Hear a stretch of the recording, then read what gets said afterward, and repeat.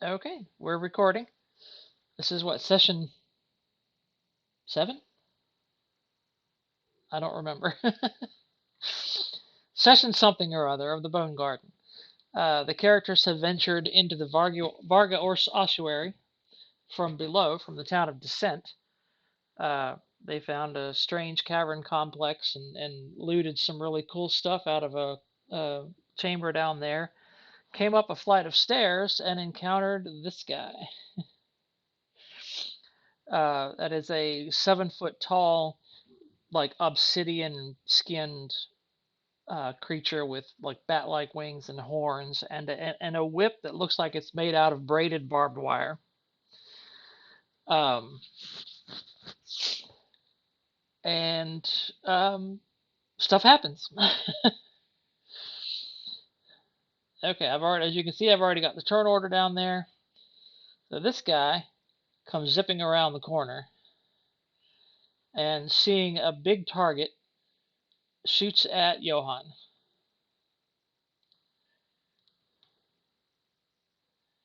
Where's his spell casting? There it is. Now, those of you who have eh, um, occult can make a roll. Oh, oh, you do. Okay.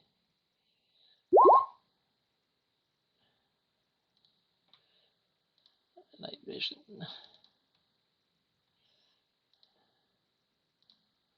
There you go. I remember you had the spell going.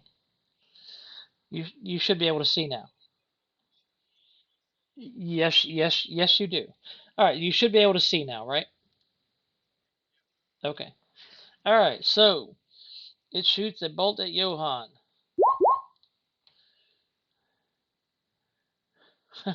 And rolls a 1. Lovely. All right, you can't what?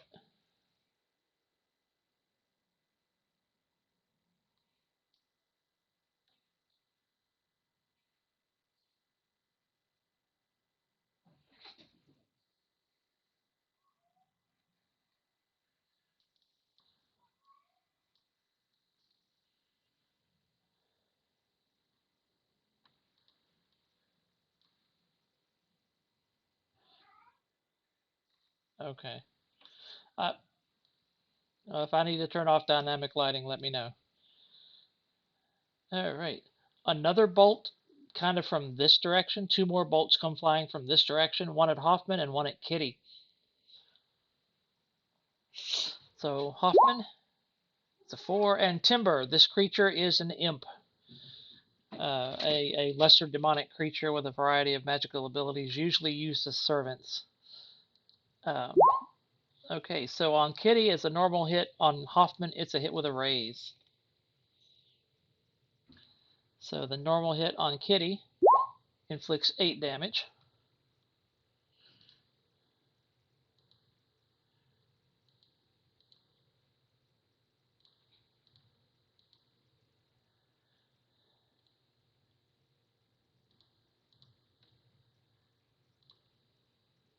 Which is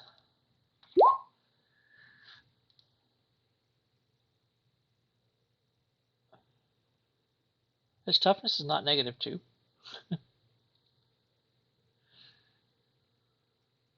Or his toughness is only 2, Dustin?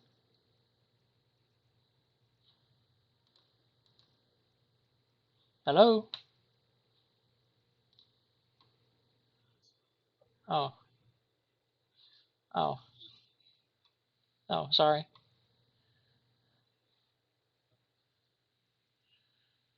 Wow, okay. Yep, so, yep. All right, so Kitty takes a wound. That means Kitty is incapacitated if he's an extra. Okay. And 1 wound on Hoffman.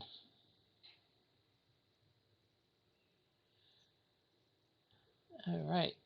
Being the biggest target in the room, 2 more bolts are coming towards Johann.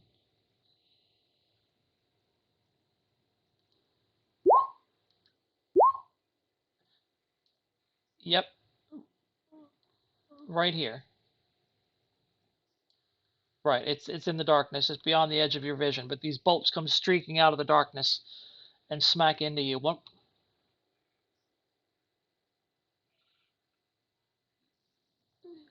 briefly, but there's nothing there.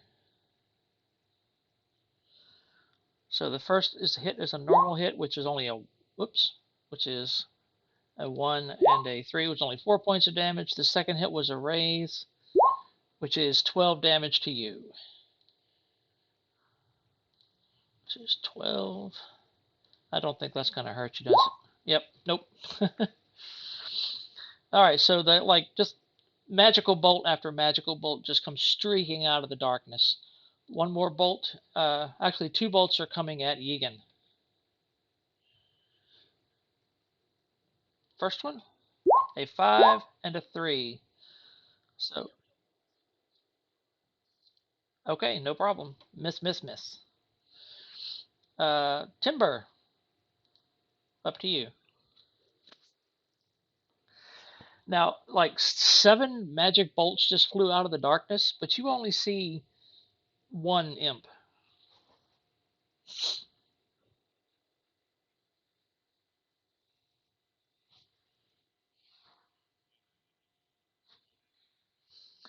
Yeah, sure. What do you want to know?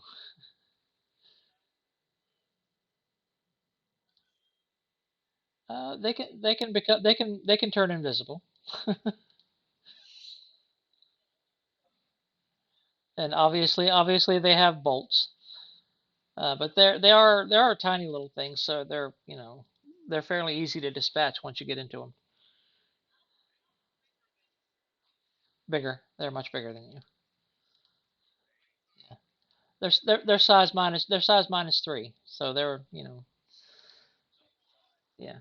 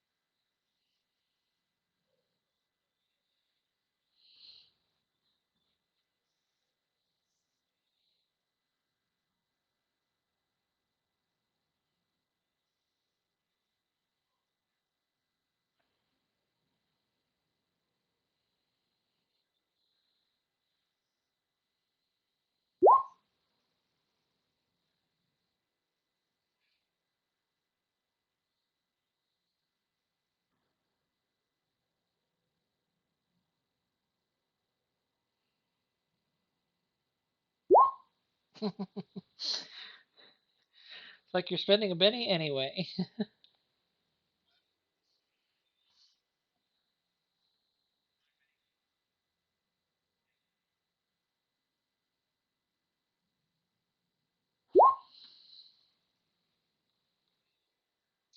It is not to be, unless you're spending another one. Okay,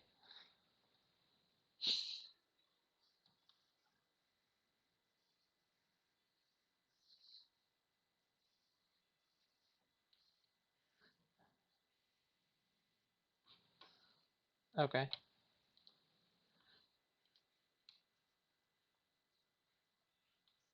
Right, that's Anders' character Johan. Okay, Egan, your turn.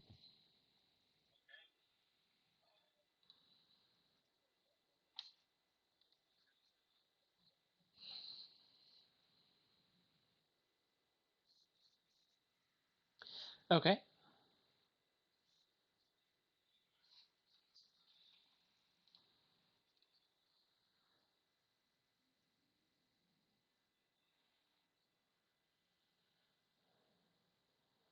okay. Yeah, he stands a head taller than you. Kind of looks down at you. He says, "I don't take orders from the likes of you." Malekith, he's not here. Johan.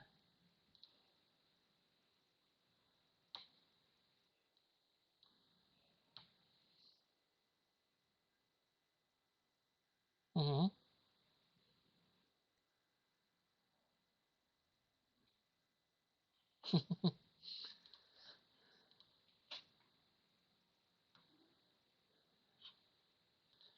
I don't know. I mean, you should. Yeah. Okay. Okay. I'm well. That's the denizen, and this is the imp. So whichever one you want to target. Okay. Yeah. It's 7 foot tall. It's well actually it's like 9 feet tall, standing a whole head taller than Egan, who's the second largest member of the party. Has a braided barbed whip.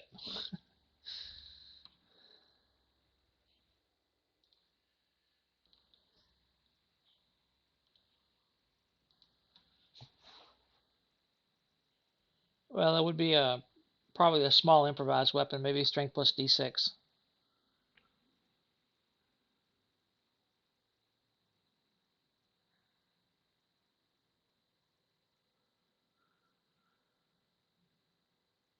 Plus whatever fire you put on it.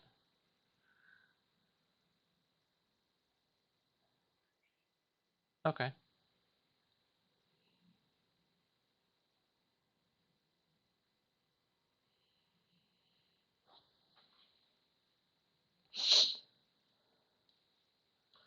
Whoop, whoop, I didn't mean to move you.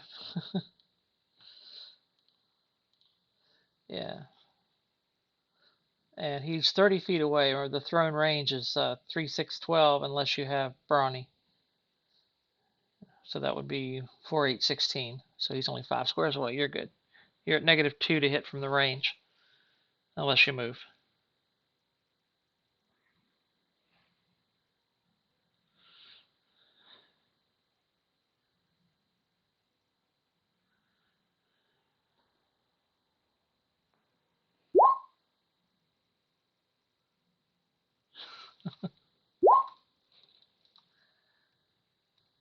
Well, it's going to be strength plus d6 for the boulder plus whatever fire.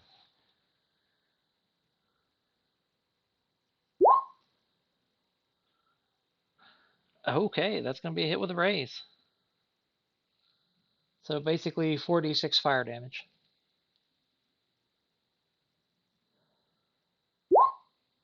Oof. 31 damage.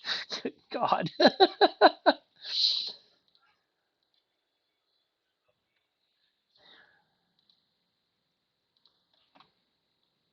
What? I don't have.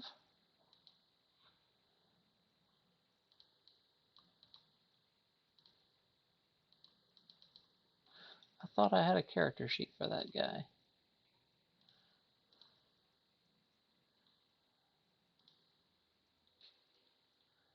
Oh, I meant to make a character sheet for that guy. All right, well, hang on just a minute. I need to do some actual math.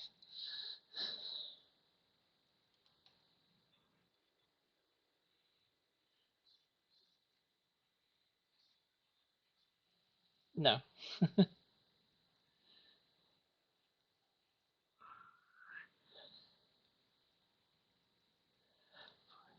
That'll be 4 wounds on that guy.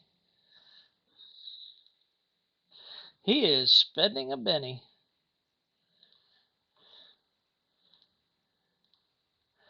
I mean, this large boulder or this bowling ball sized rock comes sailing out of the darkness beside you, Egan, and smacks this thing right in the head. Where's his vigor? There it is. And it does.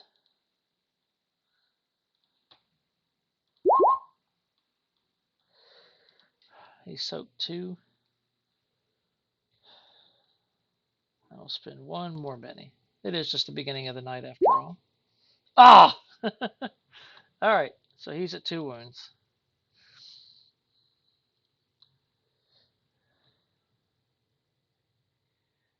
Green and yellow.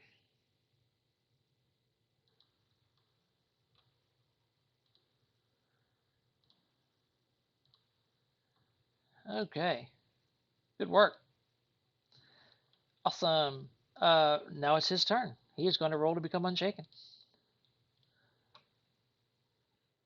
No, the lasher, the denizen. It's D12.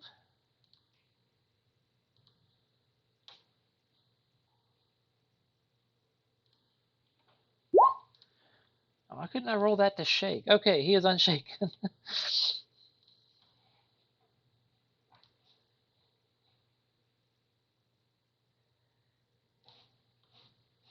He twirls his whip over his head, makes this really vicious whooshing sound as it goes in, and he cracks the whip right across Egan, or at least tries to. With my rolls, who knows what's going to happen. -2 for wounds. Yep. Yeah, he got a 2. No, just a little bit under. Hoffman, Kitty has dropped, lost a couple of gears. The way damage works for minions and extras is they're just they enter kind of like a quantum state. uh, at the end of it, he makes a vigor check, and if he fails, he's destroyed. If not, you can fix him.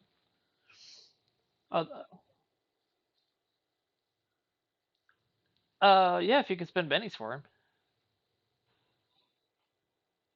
Oh, yes, he did. He got you a wound. I'm so sorry. Yes, go ahead.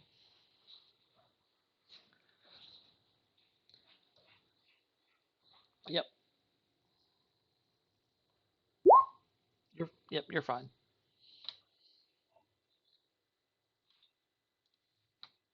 Hmm. Yes.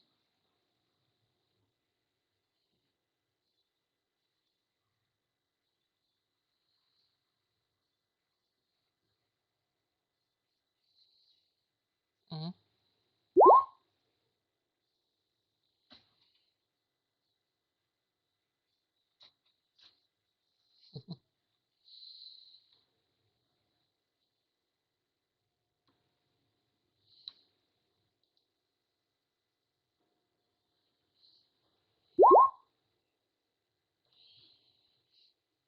Oh, hang on.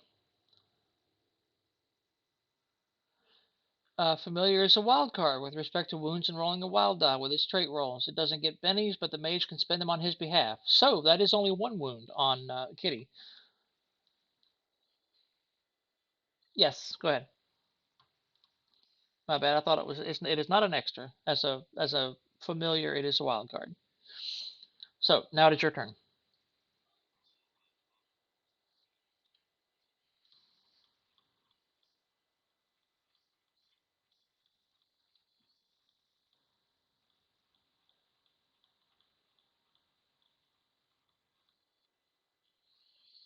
Okay.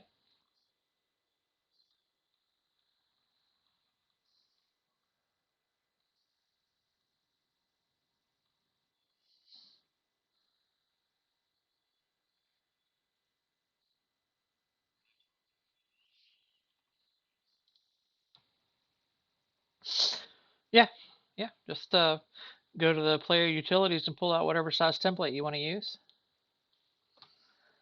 I think I fixed them all. Is it medium?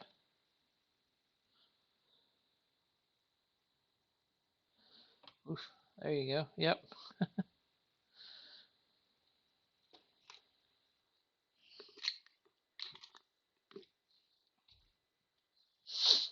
Okay.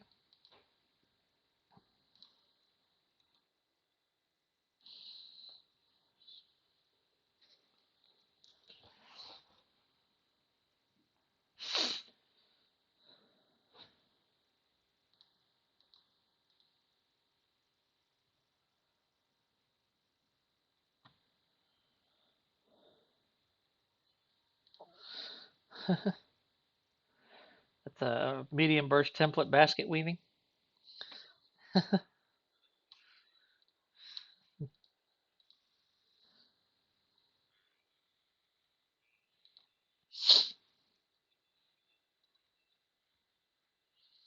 Okay.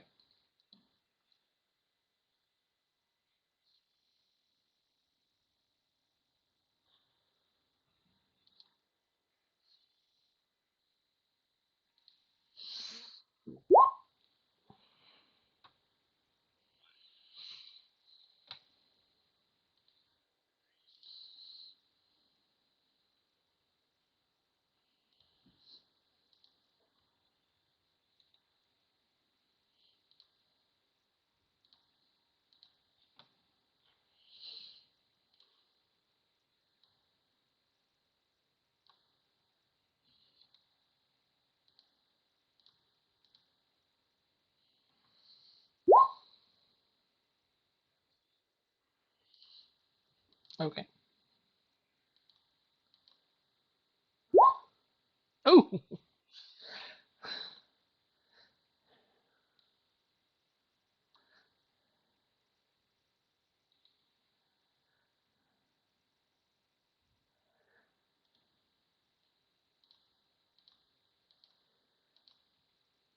All right.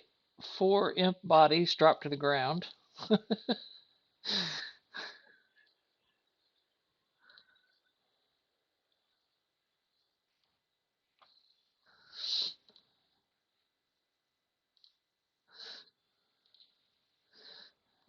So these poor guys are all mushtapated.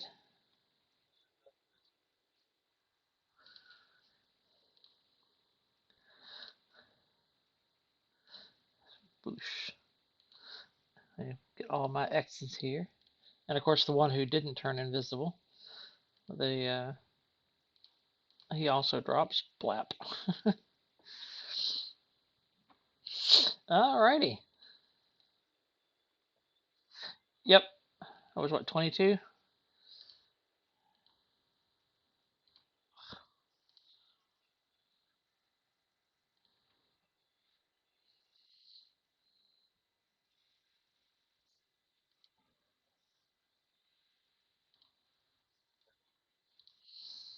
All right.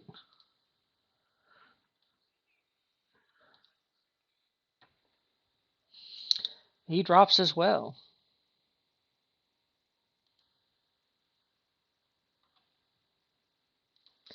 And disappears in a cloud of acrid smoke that sends sulfur up Egan's nose.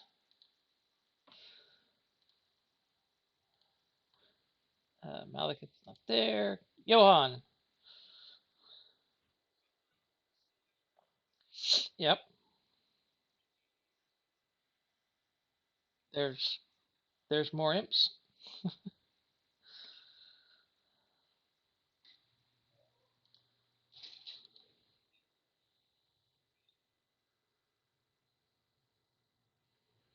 Yeah. They're all really, really bad. Not a single face card. You got a 5.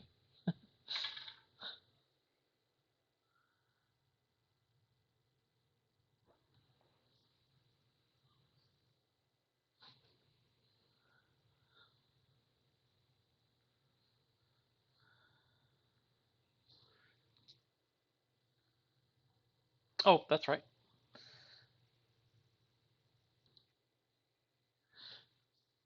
Right.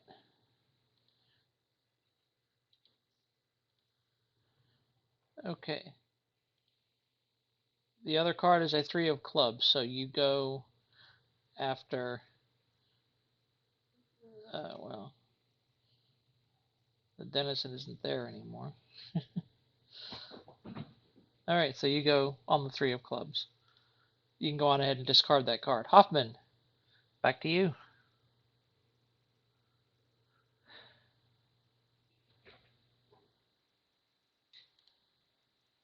You're muted, Dustin.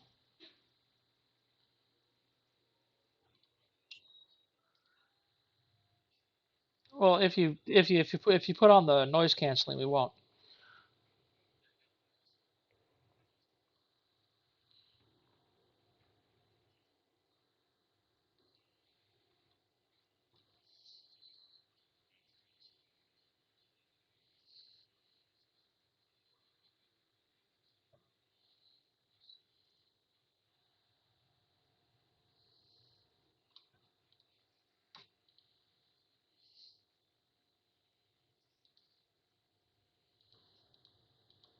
You have to have dispel magic.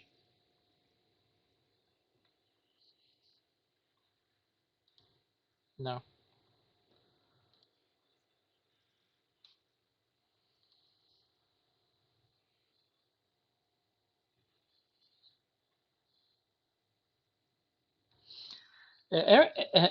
Area effect works well too if you know where they are.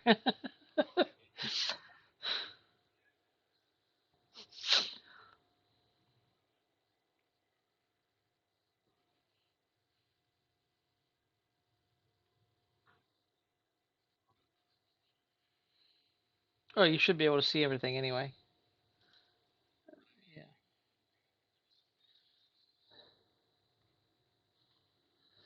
Let me look up the description of infravision. Interesting. I don't. I don't think something like that would get past invisibility. To be honest, but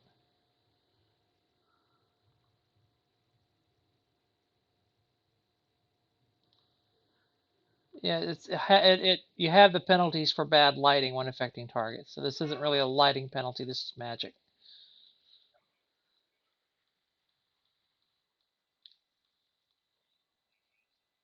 Okay.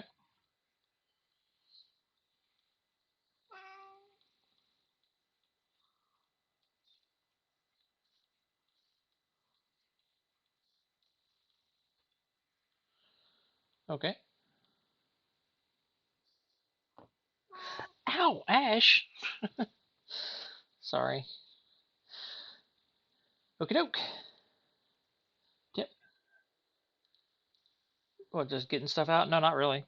They're free actions or limited free actions. You know.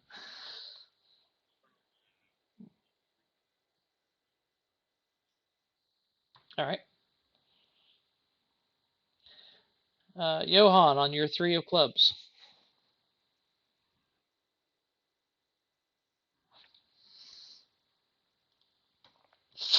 It's far hearing basically. Clairvoyance is far seeing. Clairaudience is. I don't see that as an ability in the fantasy companion. Though, what are you? What? Oh, okay. Oh, okay. Well, yeah.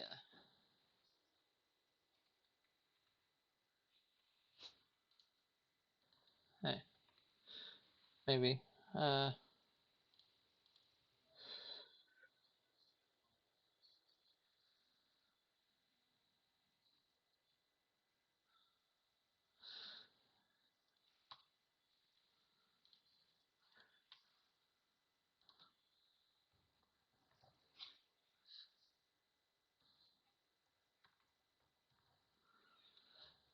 okay.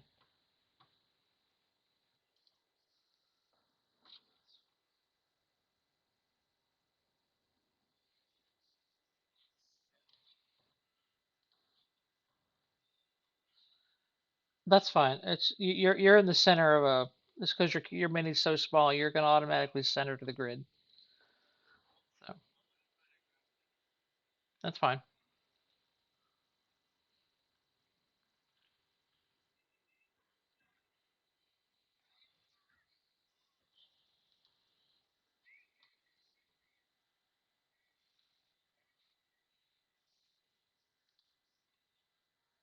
Okay. Okay.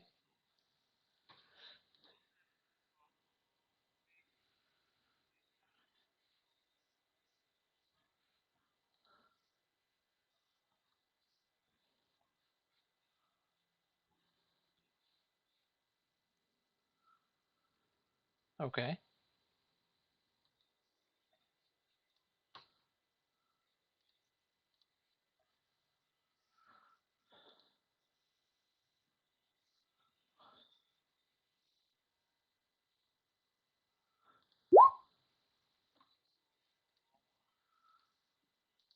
Right. Okay. So basically, it's her voice or coming.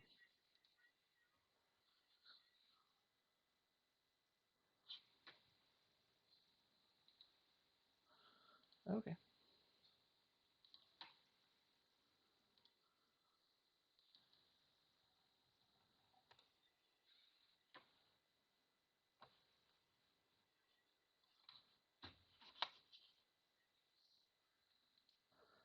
Yep.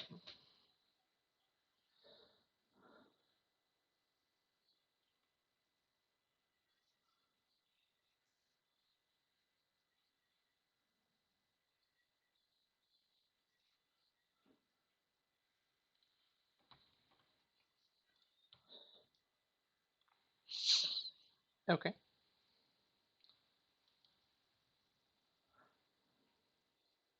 Okay. The earring of clairaudience, Anders, lets you listen in on a location. If you know the location, if you're honing in on a very specific location that you've been to before, there's no real roll. So it's like with scrying power, but it's audio instead of visual. No, no, no. Hmm.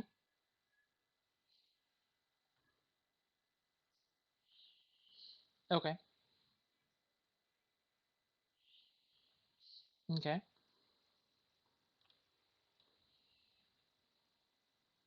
True.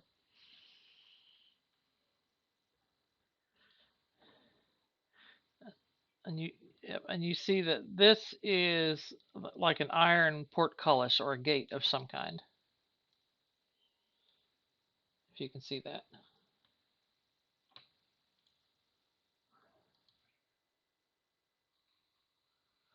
Okay.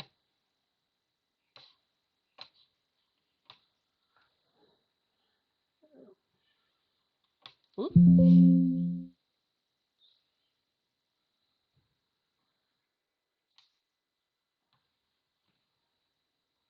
Okay.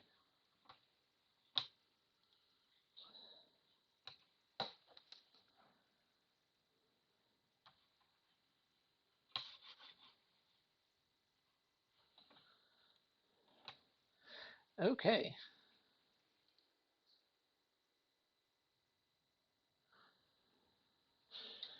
Yeah, you hear the sounds of something moving around in the hay in the back of the cell, but with the harsh shadows coming from Egan's light, as you can see with the you know you can't quite see what's back in that corner because of the darkness.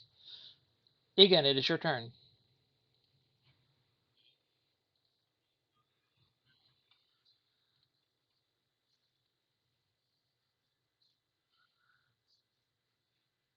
Okay. Okay. Okay.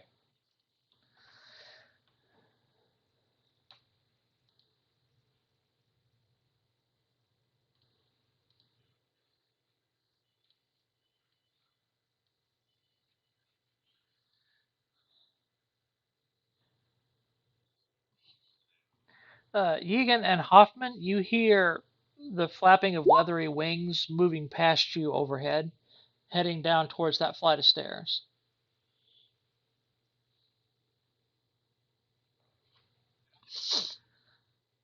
Yeah, you probably would. And at -4, you guys can take a single melee attack at it. No, just Hoffman and Egan.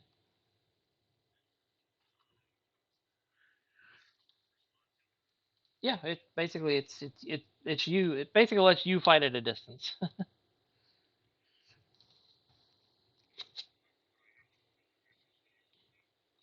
Yeah. Yes.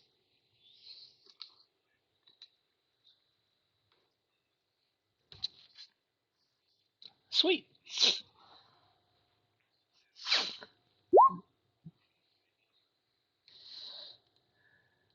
Yeah.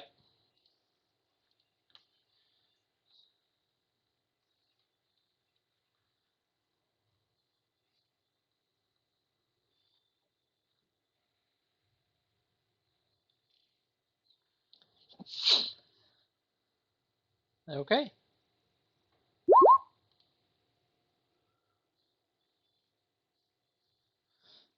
Oh.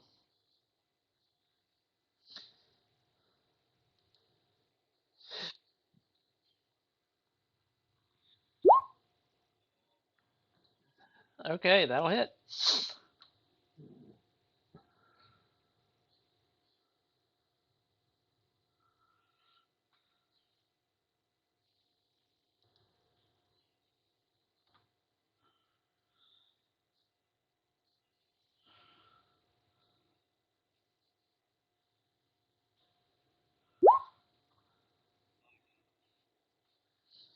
It shakes it, but it keeps flying.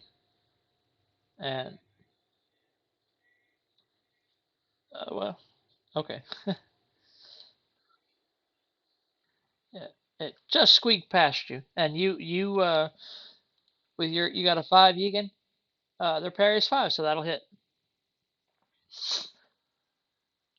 Oh, wait a minute. This is -4 because they're invisible. You're just kind of striking the area, so that's actually going to be misses. Sorry. Oh, that's right. Oh, the gang up bone. Oh, yeah, all the stacking bonuses. Right. Gotcha. Yep. Okay. Also, just shakes it. But so they fly down that spiral staircase back down into who knows where. Oh, there were two of there. Yeah, there were two of them. Yeah, I'm assuming you each hit one. All right. So we're now out of combat.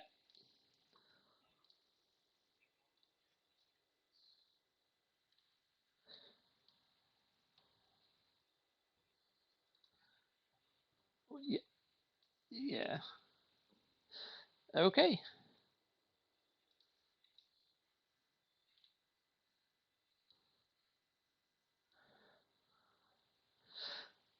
All right. Okay.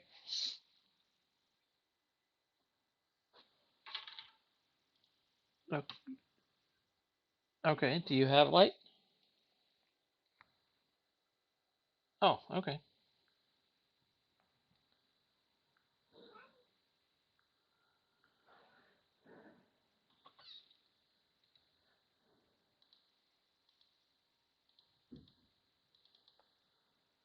Uh,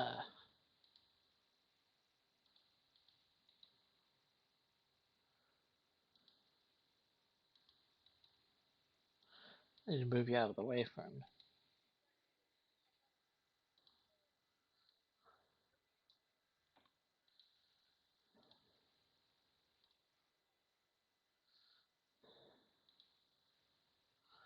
What's that? What is a torch radius? Is it 24 feet or six?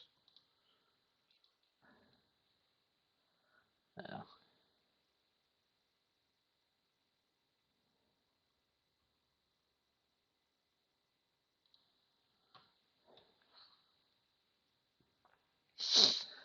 all right.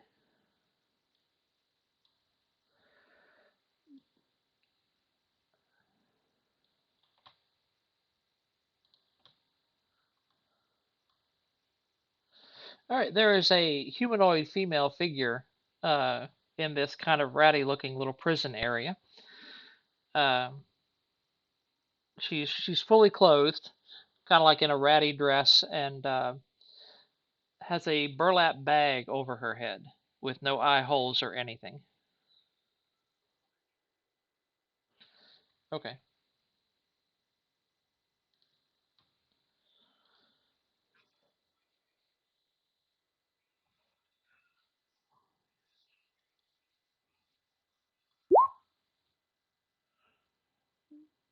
Yeah, it's just kind of like it's tied. It's tied around her neck, but not like choking tight. But inch radius. Let's see.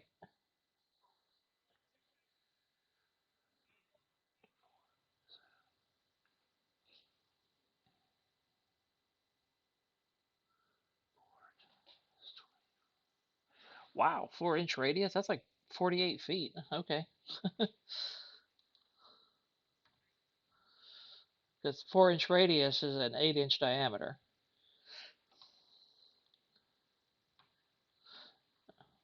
All right.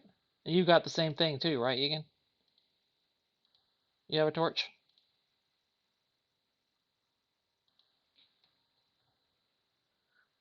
Luke?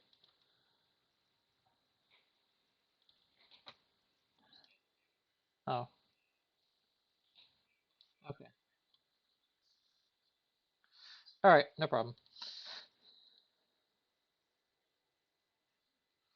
I got it wrong the first time. Leave me alone. Okay, I've told you. So I mean, it's like I said, it's just a loop, a burlap bag tied loosely around her neck, and she's chained up in the back. With manacles around her wrist.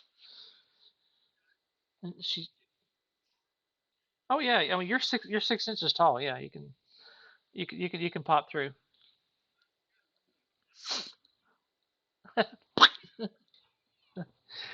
You plop through into her water bowl. Sploosh.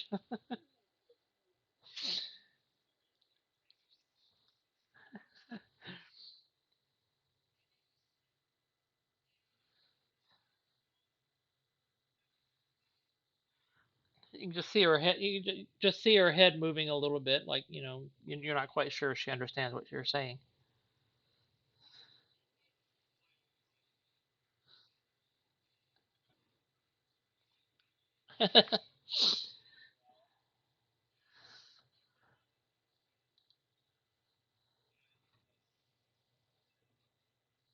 Okay.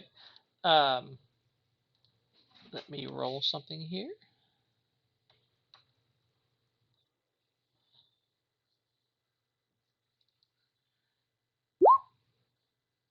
Give me an athletics roll.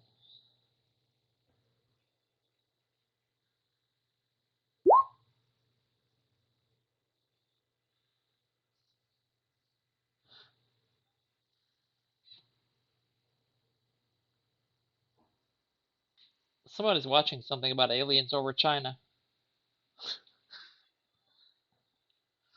Somebody. It sounded like a news report or something about conspiracy theories or something. That's you, Dustin.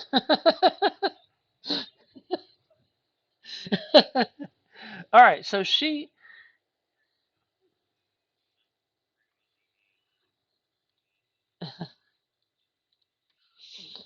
um, she tries to resist you pulling the bag off her head, but you manage to get it.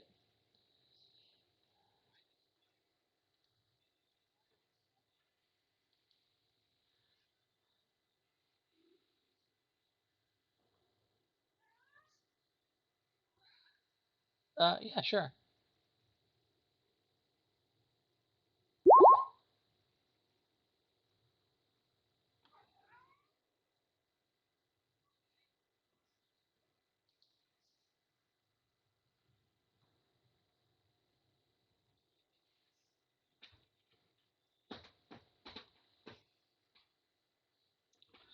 Yes. All of all of the snakes on her head. So Timber, give me a vigor roll, and Johan, I need a vigor roll from you, but at +4 because you averted your eyes in some way. Right? Yeah.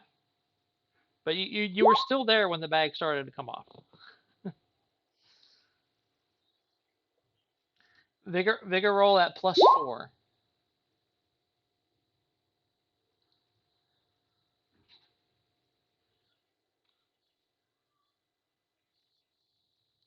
Not with a crit fail. Well, that's true. And then there are other penalties, like if you're wounded or exhausted or whatever. Other penalties, may. Yay! Just in time to see the Medusa. No, you didn't actually see it. Um, so yeah, glad you could make it. Glad you got into your computer finally. So last week, they left Descent and went up to the Barga. They're actually following one of your plot lines. So, uh, yep, they went up. They left Descent to go up to the Varga ossuary, and they've already found 3 of the pieces of her heart, of these 7 that you need to collect.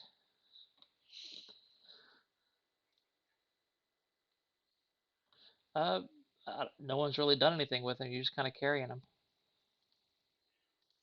Uh, well, it was Russ's character, but um, yeah, he's not here anymore. So if you want them, you've got them. If you're carrying them, you have bad luck, right, Chris? Your character?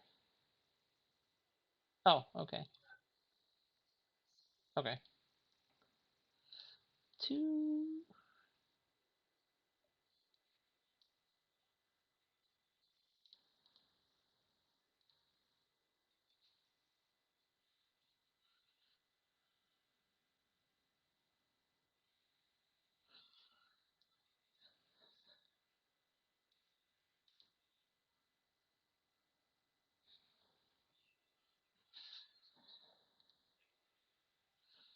Okay, there's your bennies. We all good to go. I'll move you up here with the rest of the party. All right, so they just fought 7 imps, most of which were invisible, and a creature calling itself the Denizen, which is a 7 foot tall, obsidian skin, black winged demon with a braided barbed wire whip that didn't do that didn't do diddly squat. Anyway, this guy and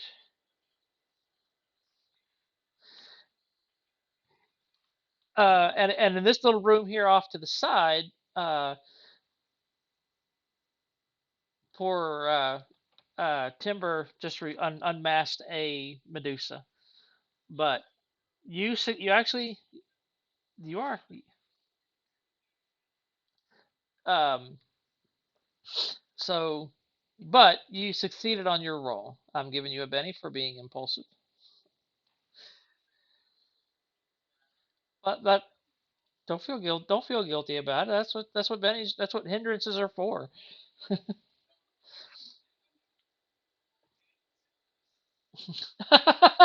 Wow.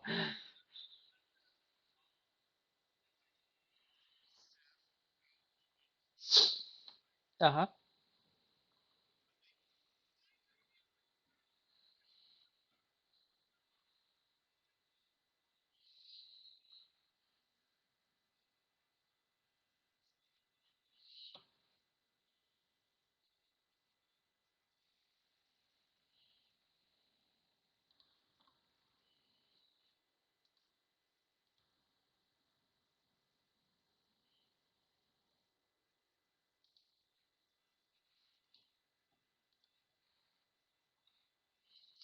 And she actually turns away and faces away from you.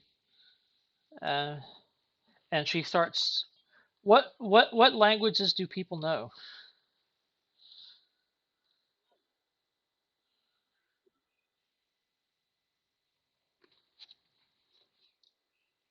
Okay.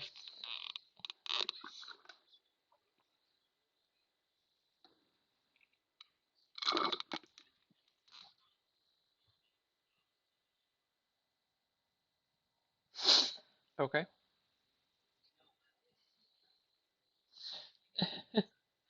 Yep.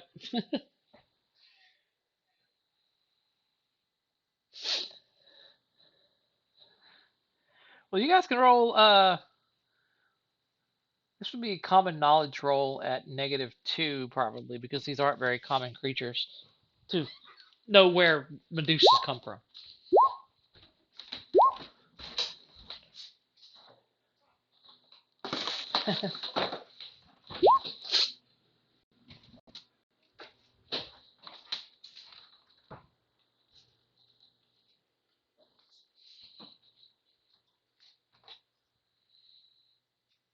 Okay.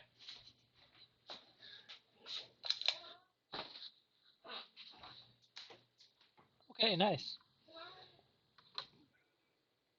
Yeah, but she is making an attempt to not be seen by you. Uh, and with her head turned around, facing the back, she's reaching around for the as best she can with the manacles on her hands, reaching around for the bag, and she's speaking in some language none of you can quite comprehend. But the tone of her voice sounds almost pleading. And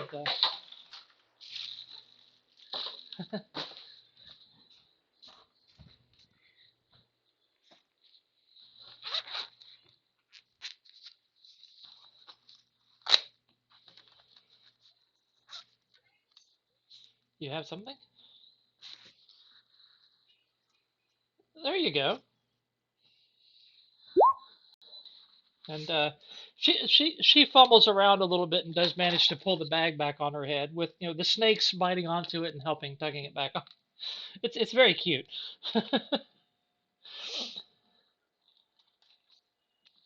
What did you get on your roll? Good golly. Okay. So with the raise, she doesn't know you're in her head unless you want to make it known. Um, okay. Mind reading. Mind reading.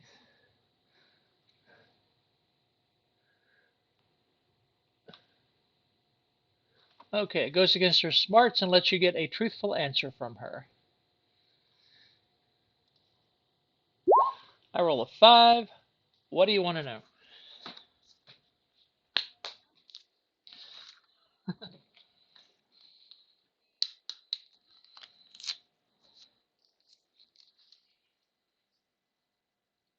It it disappeared. Everything. Yeah.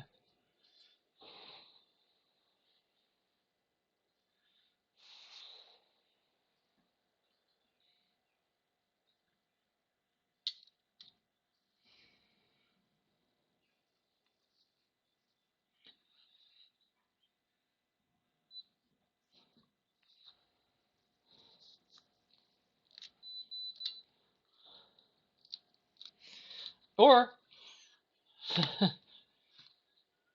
or you can ask whatever you want to ask, Chris. If the group can.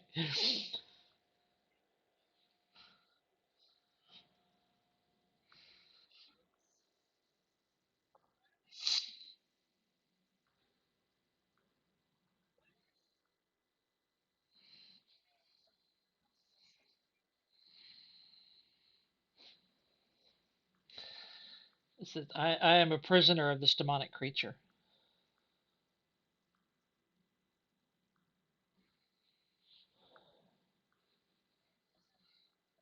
Yep.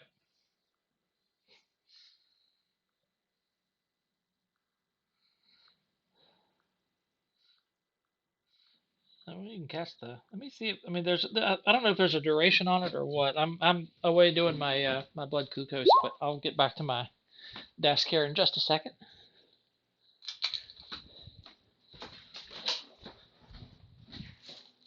Alrighty. It is strange that it gives you like one truthful answer and that's it. But mind reading.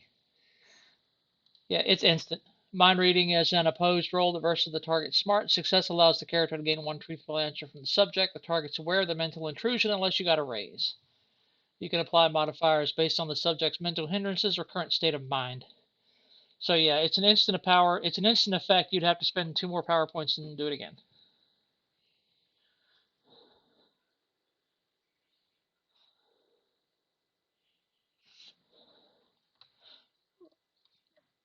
That would be telepathy.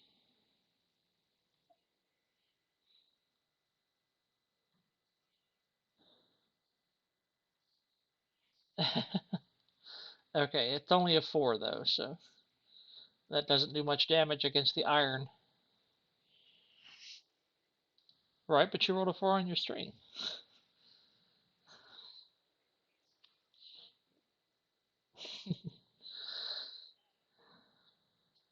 So, did you want to cast the spell again, or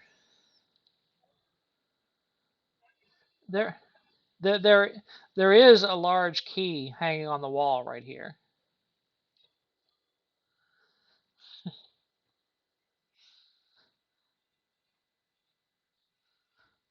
Yes, she put it on.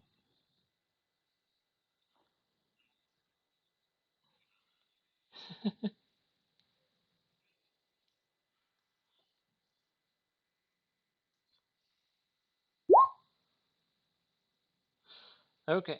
Yes, Hoffman uses the key to open the lock. It unlocks, and she just kind of perks up. and kind of gets a little more animated in her talking as she's kind of gesturing back down this hallway. Actually,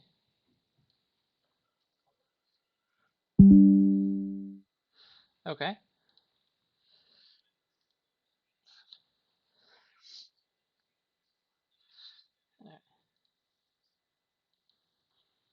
all right. And now the door is open, so you can go in there if you want.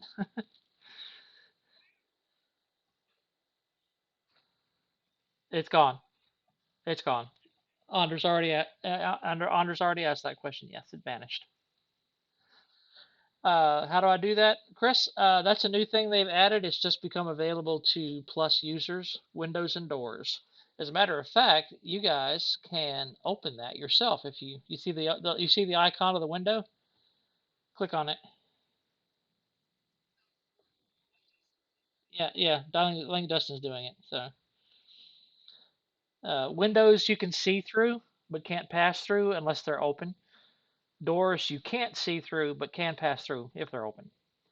And I can also set doors to be secret so you can't see them until I reveal them, and locked so you can't open them until I click the unlock option.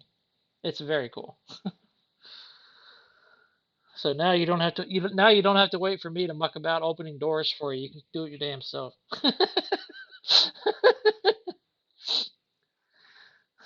Yeah, and it's more to bog down you know dynamic lighting and cause trouble for everybody. So yay. But yeah, you open the door, she, tries to get out, but realizes she's still manacled, so she gestures to the manacles.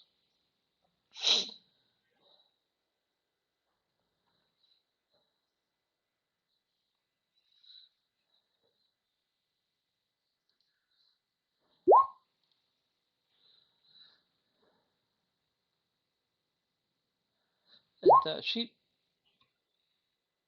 oh gosh, that lock didn't stand a chance.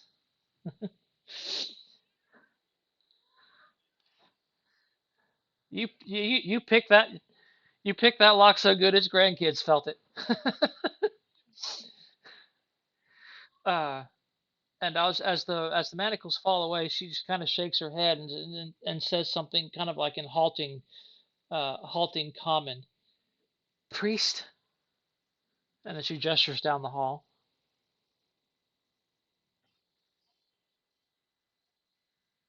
Oh yes, she looks like she's had a very bad time here. There's like gashes and bloody, and she's not in a good way. She's uh, her wounds probably wouldn't be, but she has from fatigue from bumps and bruises, basically. So yeah, you'd have to have the relief power. Okay, yeah, yeah. But she keeps asking, kind of like an inquisitive priest, priest.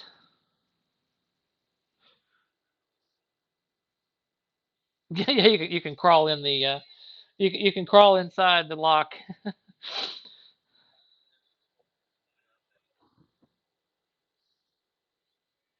Okay.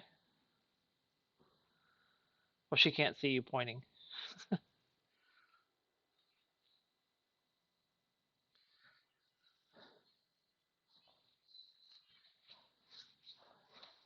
And she kind of hears Egan. She looks up in your direction. Priest? And points down this hallway again.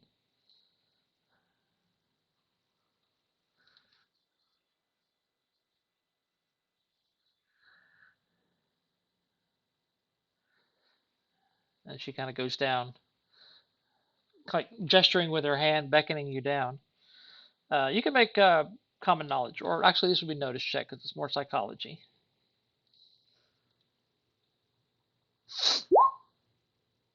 Okay. Whoever wants to. But Timber got a 9, so at least one of you got it. Yeah, Timber, you get the idea that she knows that it requires a cleric to get out, and she wants you guys to take her back to Descent, down to the tunnels to the Underdark or whatever it's called in this setting, to go back home.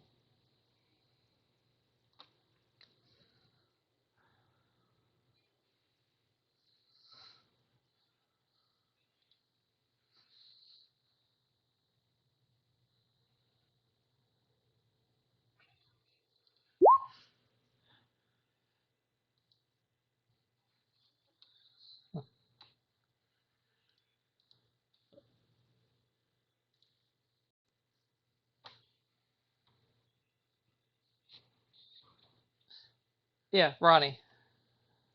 Ronnie the Protector.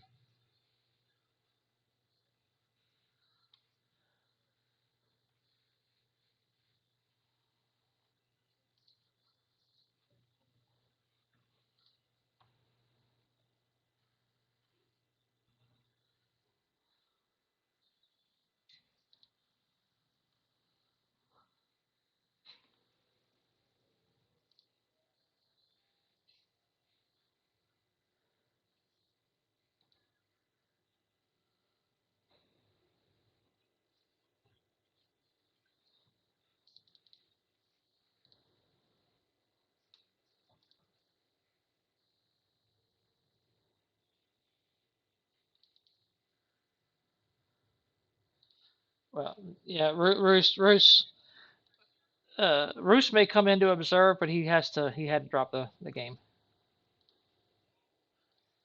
Yeah.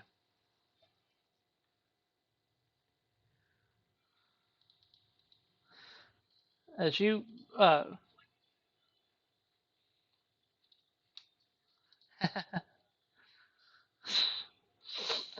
yeah, he's probably down talking to Glix, the guy who runs the magic shop, or Ronnie. If you want to make the trek all the way back to it's like a half an hour walk down through the cave and back to Descent.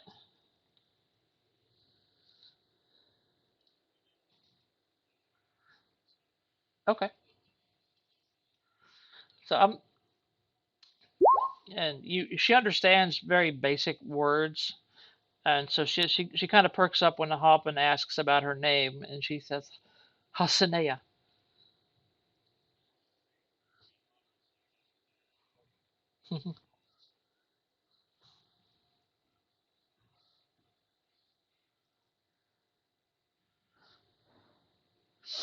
uh,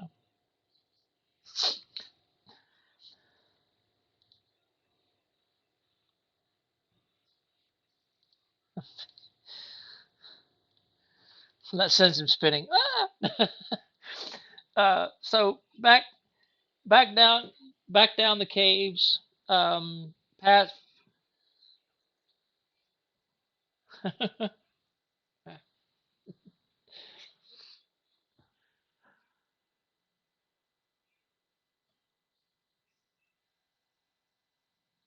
She just shakes her head, continues gesturing. So if you let her lead you on, I mean she's still got the bag on her head, so she can't see anyone else gesturing, but she knows you can see her. Back down past the green slime, which I'm not going to make you roll to get past again. You know it's there.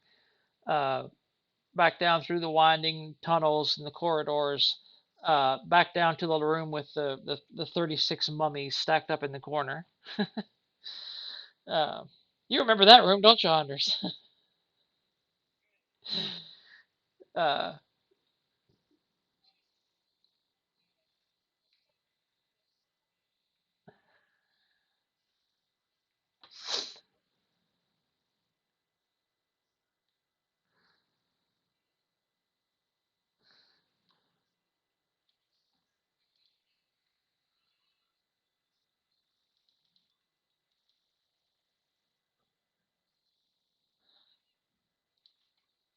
okay. Uh, well, I mean, you can even just blindfolding her would work. You have to meet her gaze.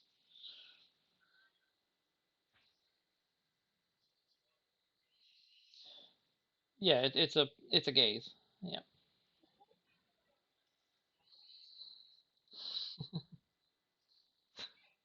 that'd be cool looking.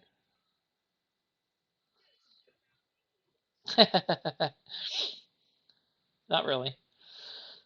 Uh, but this room up here, room 27's got 36 mummies in it. When I ran this campaign for the group with Anders, God, 12 years ago, however long it was, longer than that, quite a while ago.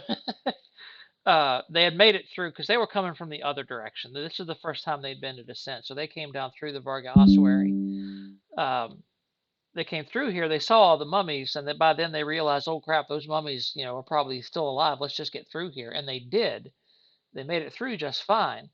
And then a guy named Richard, who was running the party cleric, said, "Can't have that." Went back into the room and started fighting 36 mummies. Well, the rest of the party said, we can't just let him die. But of course, at that time, the party was high enough level that it was a fight, it was a slog, but they managed to finally, yeah, specifically designed for defeating undead. So he was dusting them left and right with the turn undead power. Anyway,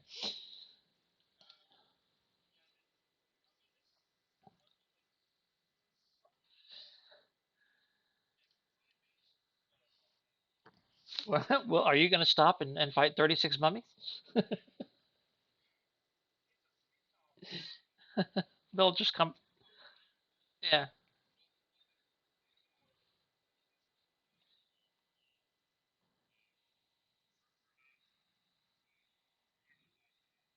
yeah.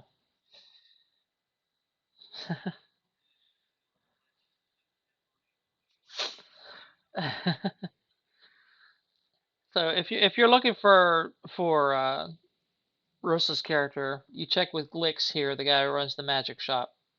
He isn't there, so you make your way over to Ronnie,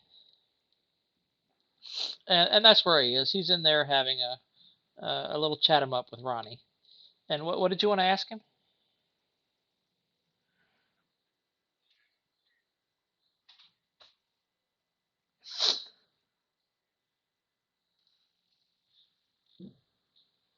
It's what I am here for.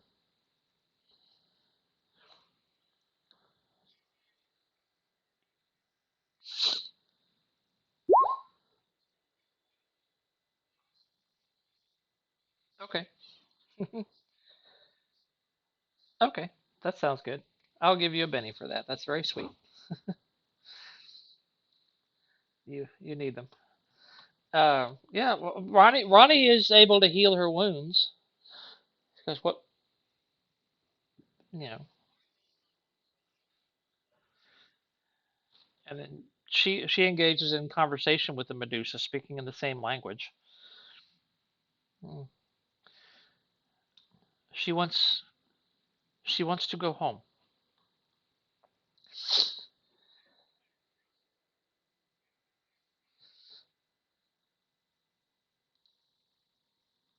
Those who wield the power of faith have the power to leave the bone garden. This is what she desires. But it's not my task. I am here to maintain peace between Esbat and Lord Slan. Of course, Esbat is the pit fiend up here. Lord Slan is the abyssal vampire down here. If those among you with the power of faith wish to take Halcinea into one of the tunnels to send her back to her home, that is what she craves.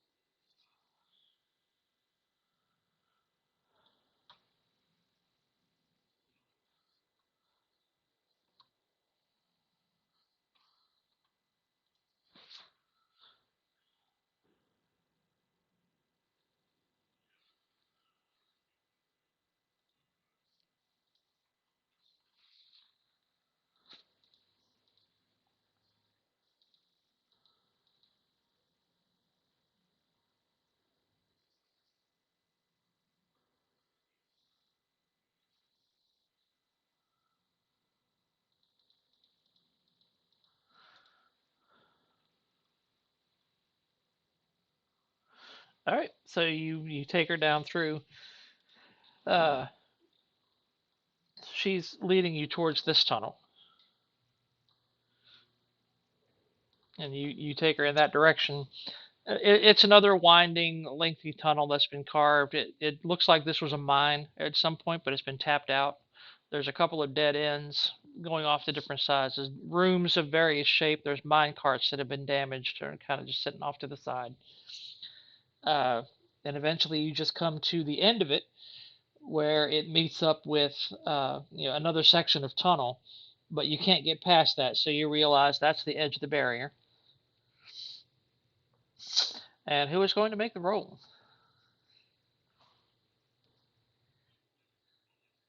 Okay, give me a faith check.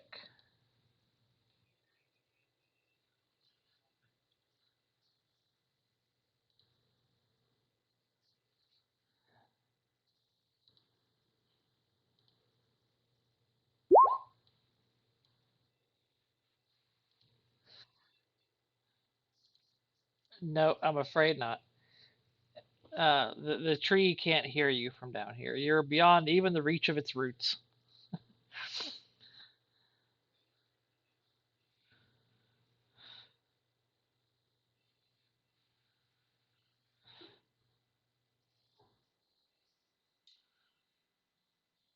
Okay.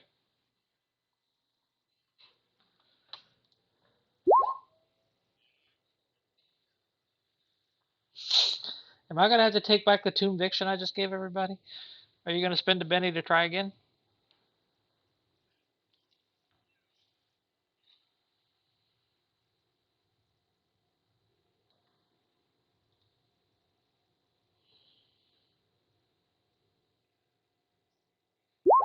Okay. Yeah, they're trying to roll faith to go past the barrier, to send Halcinea home. Yes, yes. Uh, yeah, you might not have been here for that session. Someone with the faith power can bring down the barrier temporarily to allow passage outside. So she makes a happy noise, whatever happy noise Medusas might make, and starts dashing off down the corridor, yelling the equivalent of thank you in her language over and over again. And everyone gets a conviction or a tombviction for helping her get back home and out of the denizen's grasp.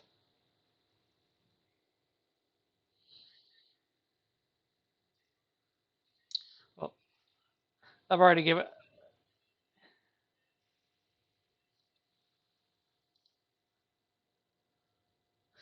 Go ahead and put one back, Chris. I've already given you the.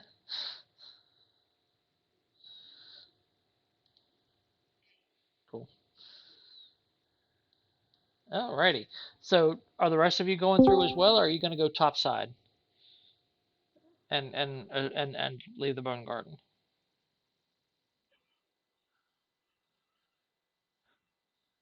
Well, remember they said that these tunnels lead to a drow community down deep. So, oh, there's Rick, and yeah, and none of you seem to speak Undercommon, so or whatever the equivalent would be. There's Rick.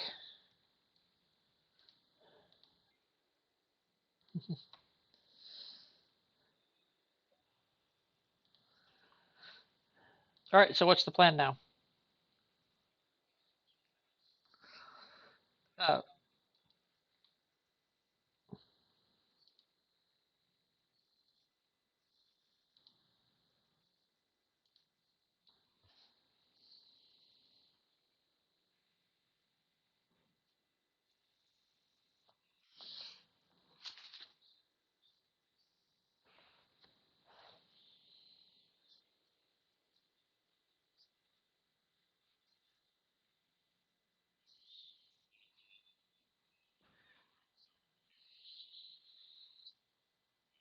so you mean go back top side and escape that way,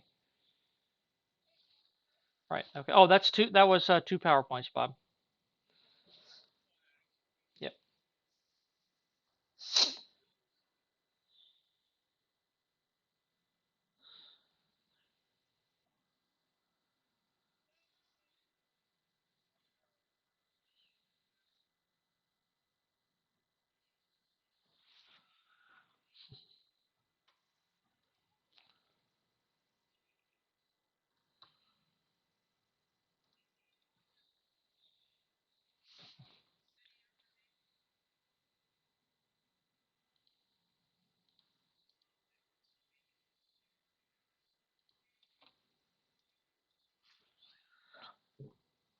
Unless they're diabolus, probably not. But I think Egan's plan was to go back to the surface and escape that way, and go back to the village that's nearby, etc., etc.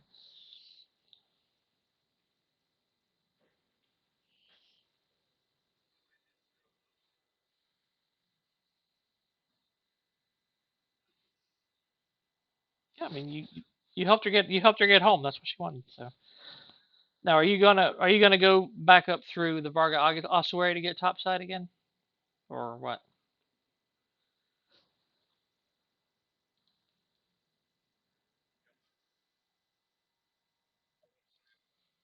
Or Luke? Egan, right?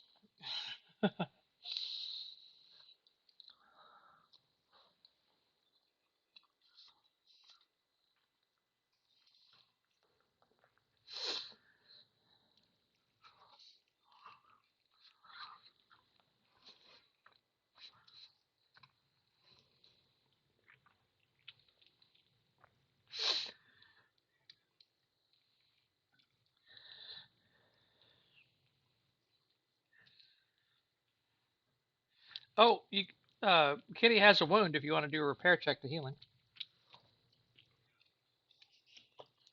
Nope.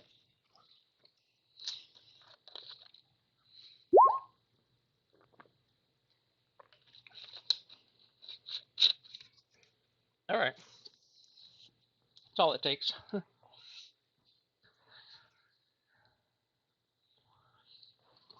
Welcome, Rick. Glad you can make it.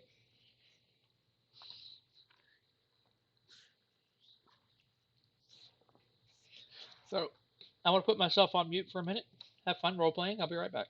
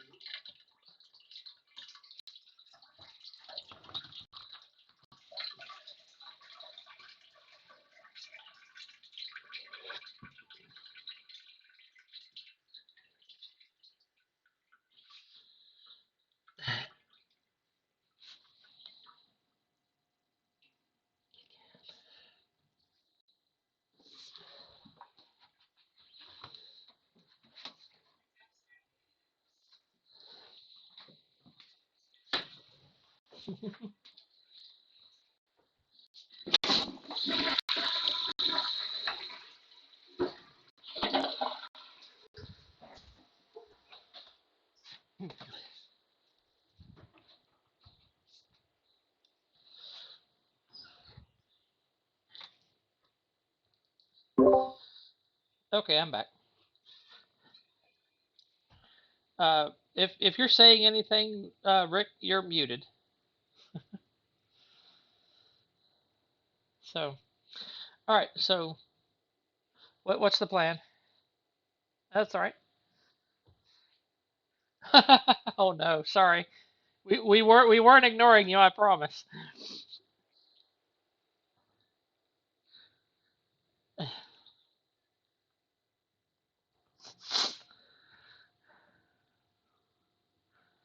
Yeah. And I got a real one here that's begging me for treats. Anyway. All right. So what's the plan?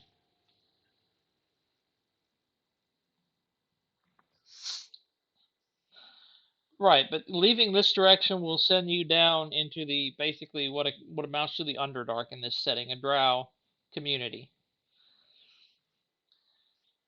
and no one knows their language.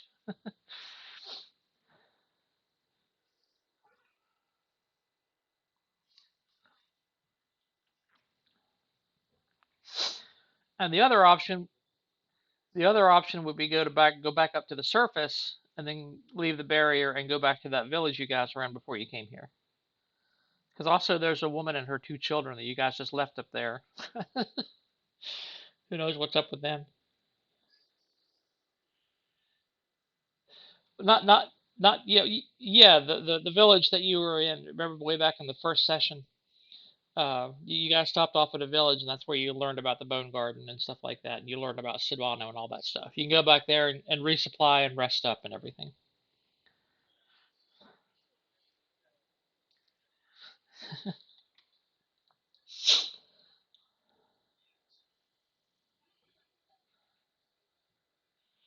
Yeah, they were in a cage that were being kept by Ristico to feed his vampire girlfriend Teresa. I don't know if you were there for that one. I can't remember what. Okay, yeah.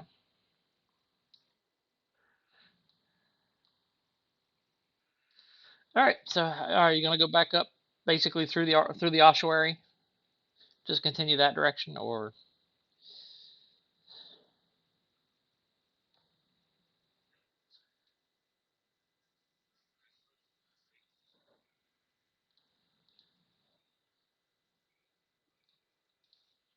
no?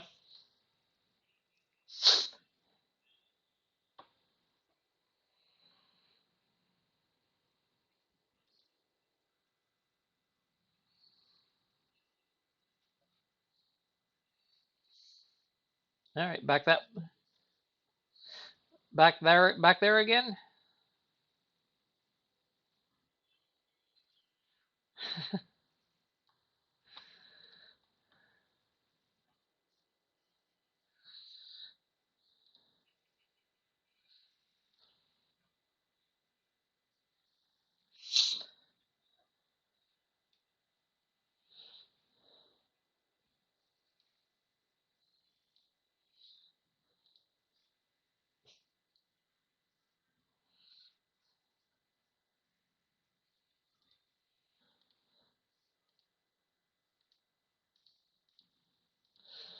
Okay, you should be on the. You're back.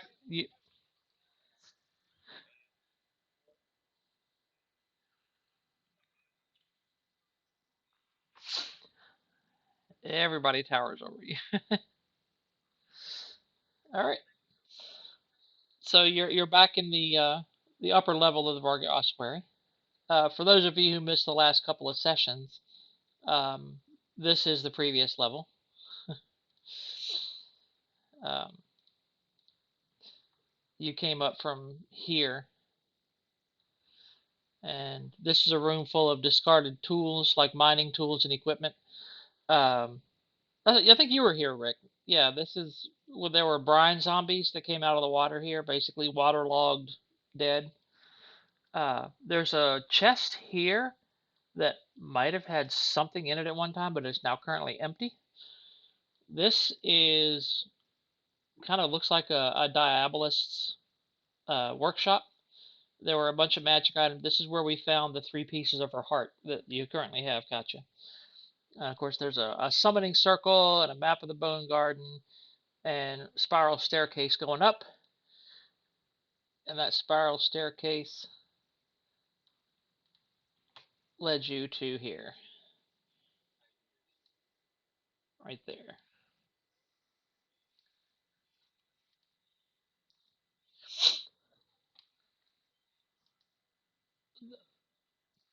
Yes, that was the denizen, a lasher demon. That's what they're called.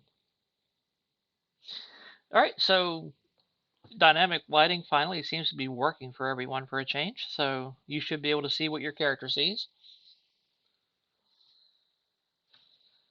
I don't think you have night vision, right? Nope, I don't think you do. Yeah.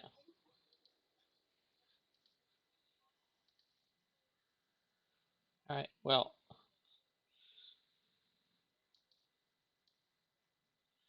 I'm gonna have to move you for a second to get to Bob. Turn off his. Are you gonna cast it again or not? Nope. All right. So you're back. All right. Yeah, you got 4 PowerPoints back.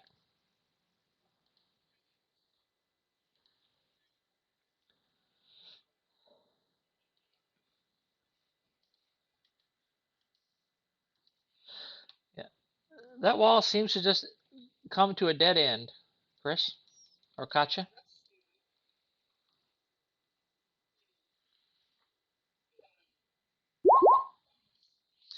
Well, did you roll a notice check?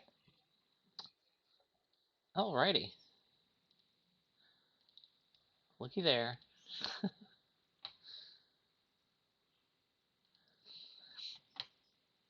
If you can click on the door icon.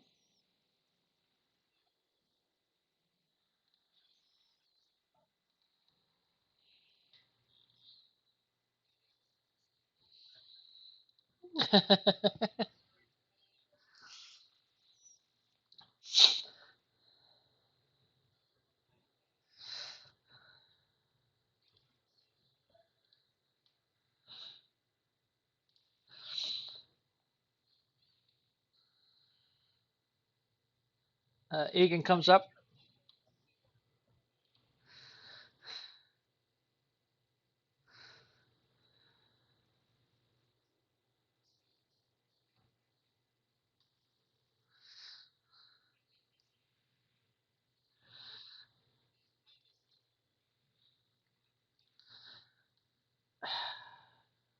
2.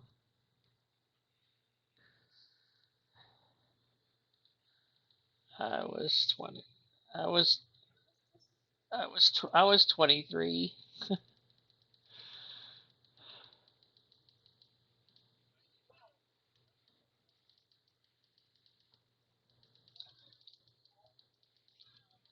You insulted all the olds.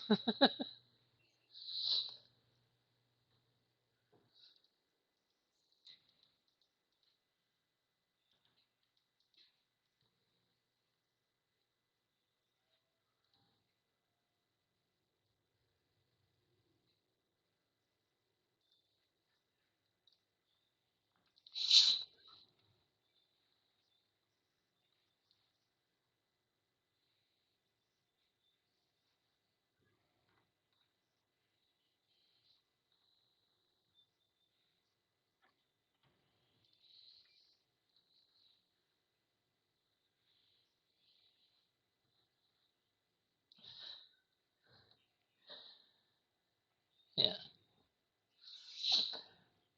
Okay. So what's everyone doing now? You have the secret door that's been opened.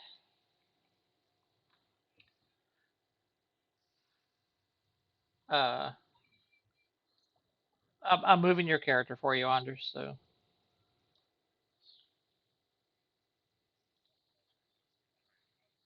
okay. Can you move yourself, Rick? Okay.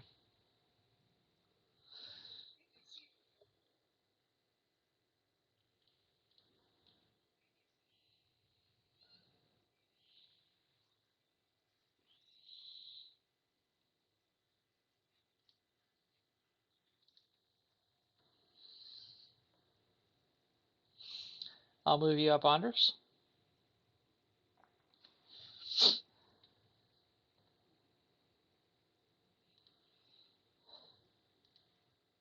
You've got you should still have your light. Okay.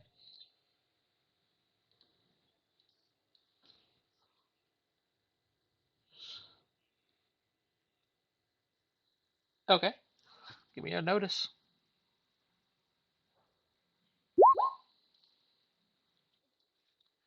Seems fine. Actually, It's made of a single large tombstone from somewhere up above.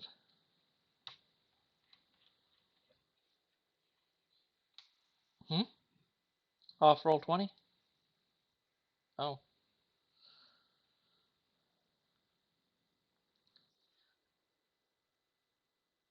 Oh wow. Okay.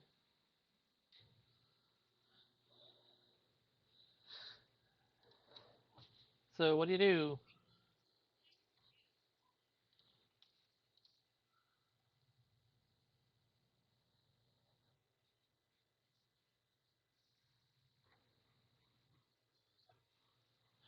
Yeah, it's a very large gravestone that's been repurposed into a big heavy stone door.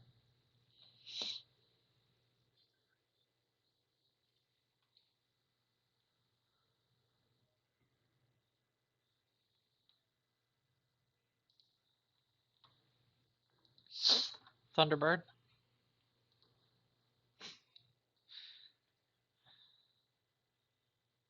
Sure.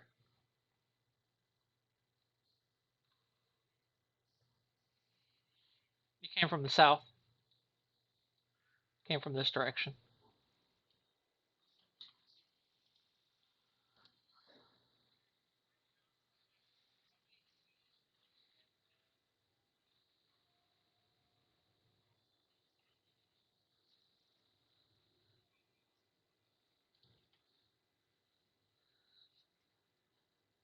Are you making a notice check at the door, Chris?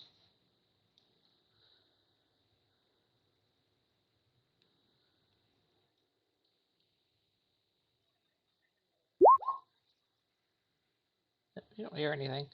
And what about you, Andres? What are you doing at your door?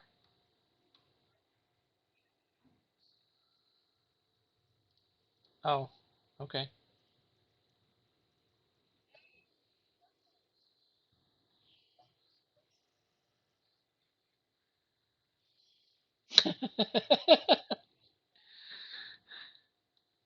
That was funny.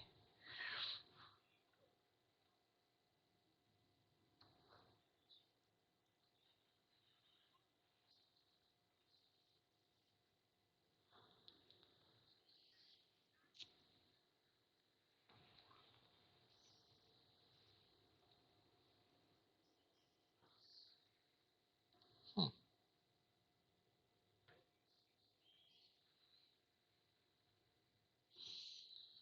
And I'll move Chris out of the way and Timber. I want you to try to open that door.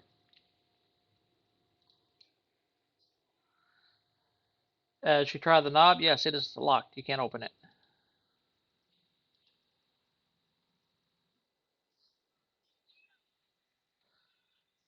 Yes, it's a giant tombstone. Yes. Yep. It seems to open away from you. It doesn't budge.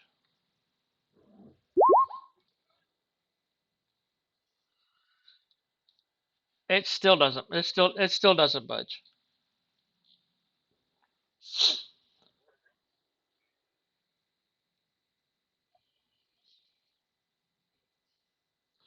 Door seems to be locked.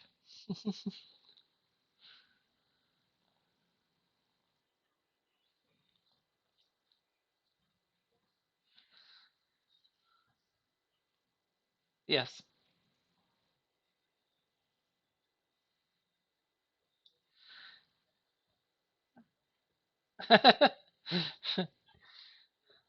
Squeak.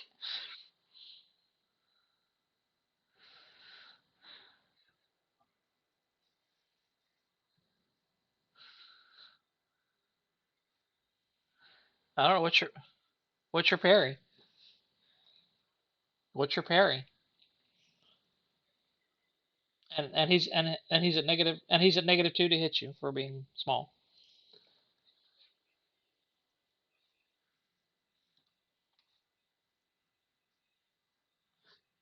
Do you not have fighting again?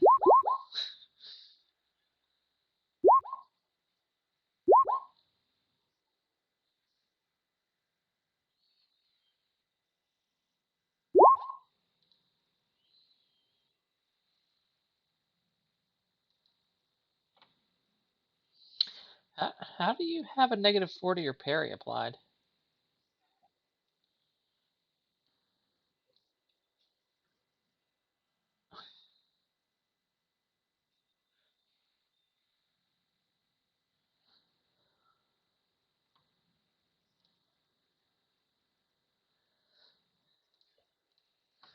Well,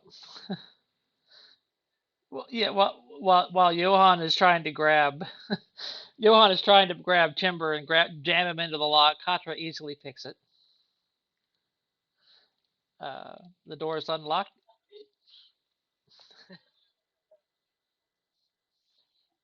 You can now click on you.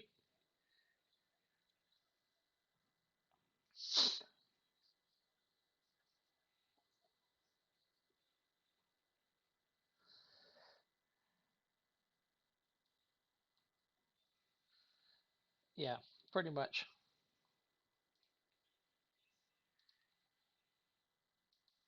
Yeah, your parry is your that's people have a negative to hit you because you're so small. You're a small target. Have you ever tried to swat a fly out of the air? It's not always so easy. So the door is open if somebody wants to do something.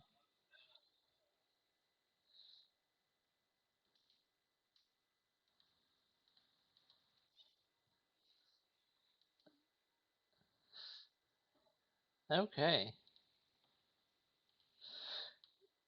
let me.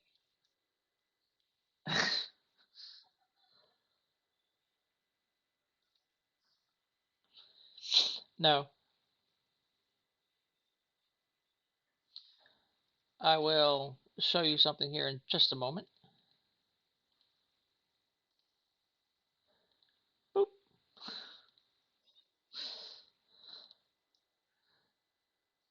Well, it's just it's artistic license, I guess.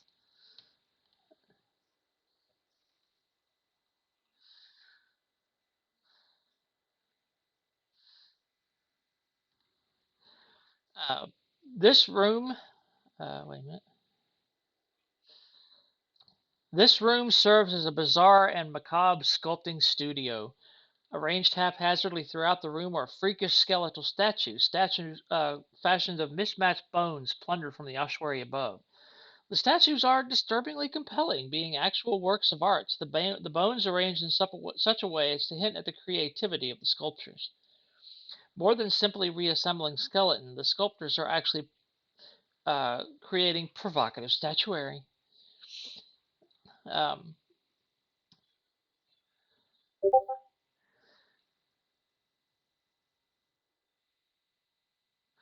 all right, so you guys can make a. This would be an occult roll to understand what these things are.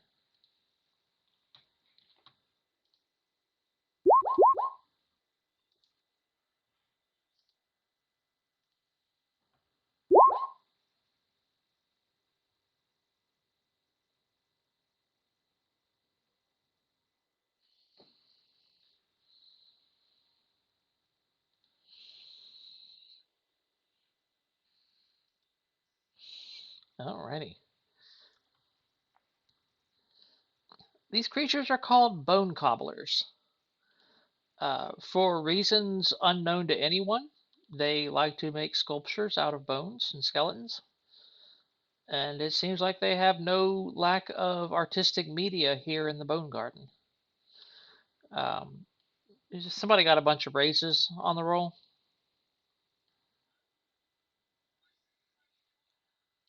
Okay, you got a raise on the roll. Yep. They have a breath weapon that can slow you down, uh, and they can animate the sculptures that they have created. So all the well, it's they breathe out, and the you know it's not a poison. It's like it's a magic breath weapon. So um, yeah, so all of the skeleton statues that are in here can be animated by these bone gardens.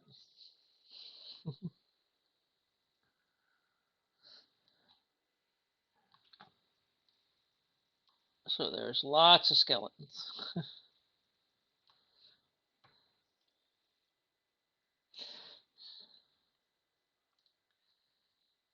Well, they also like to animate, they also like fresh bones as well, so they might have something to say about that. We need to get some cards going here. Just a moment.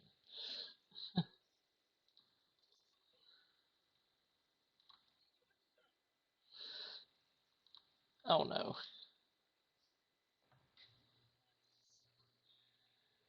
I don't think.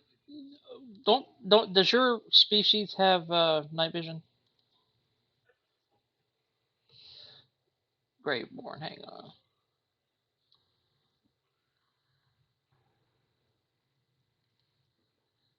Yeah, you have low light vision. Let me turn that on for you. You're very welcome. About the what?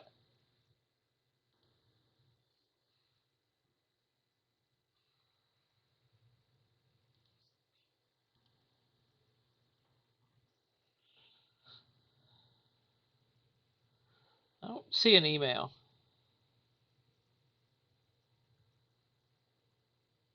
What was it about?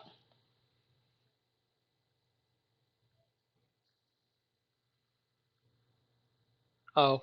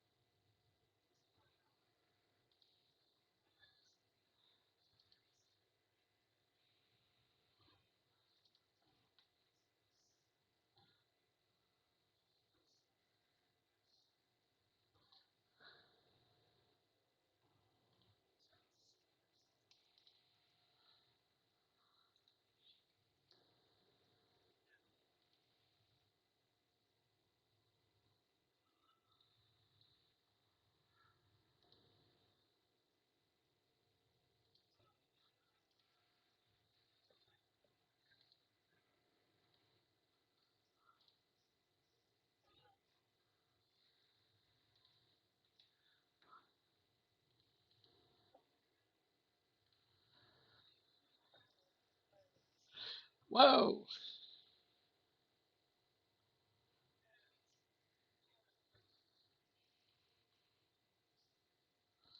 Yep.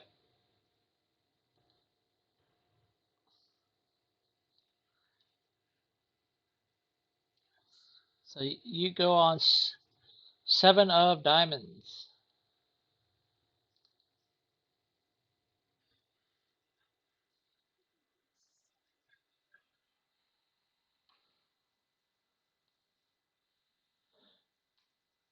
Okay. Alrighty. So everyone draw a Benny. Malekith got the black joker.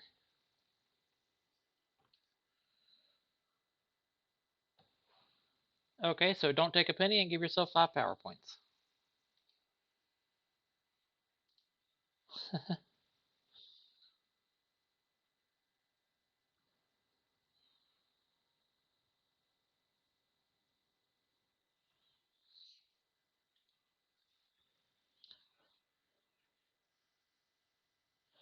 It is.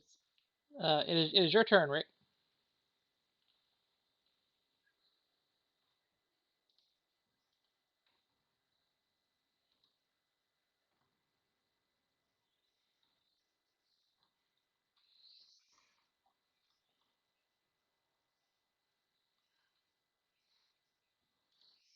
Nope. Just you. That's okay. That's fine. That's fine. Let's just, Malekith, you're first. Kind of in the way. Yeah, it's your turn. Okay.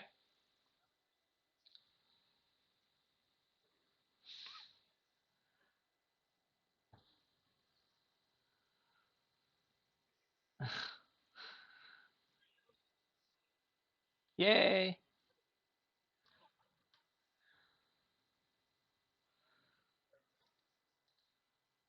So you're moving down to the other door. Okay. Okay.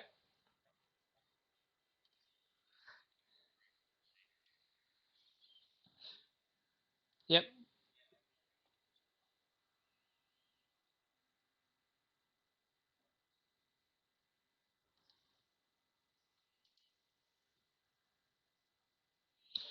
Savage Worlds Adventure Edition, also called Suede.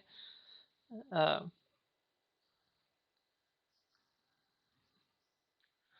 nope, that's part of the system.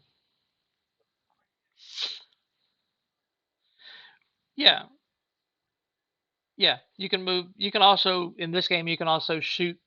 Yep, move, shoot, and then move again if you want. You don't have to have a bunch of special feats to be able to do that. Yep. Who needs the OGL? We have Savage Worlds. Yeah, yeah, that's fine. You're new to the system. It's perfectly fine. So you can move, stop there and shoot one of them, and keep moving if you wish. Yeah. Alrighty.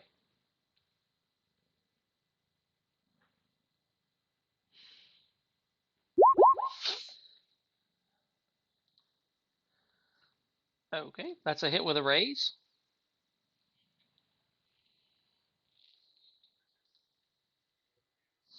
Yep. Yep. So that's gonna be 19 damage.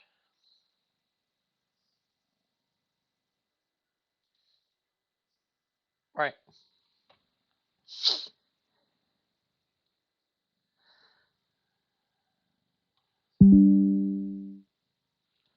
Fair enough. And it falls. Egan, your turn. Yep. These are evil creatures who want to pick the skin off your bones so they can make statues of you. Yeah.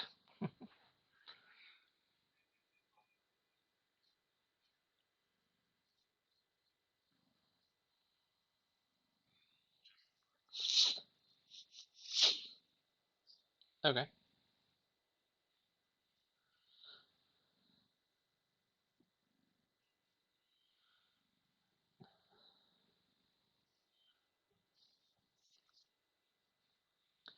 Yeah. Katya is immediately to your left.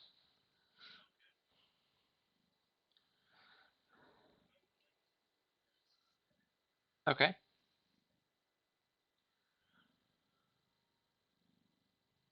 Okay.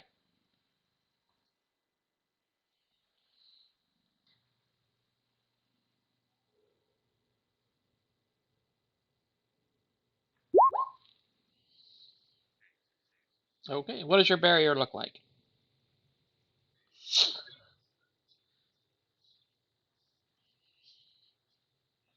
Okay. Okay.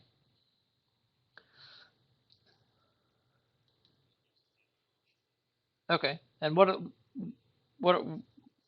oh cool. What are the stats on that barrier? Toughness, I think toughness is 12 or something like that.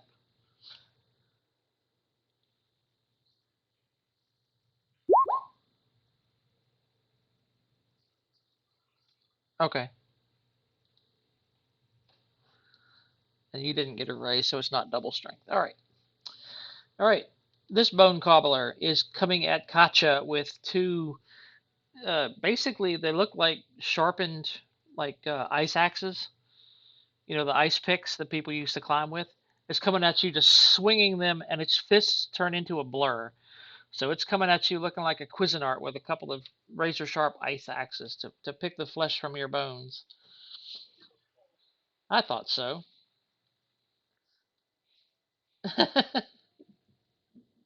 Doesn't it though? Alrighty. It's four and a five. What is your parry? Okay, so one of them will hit you.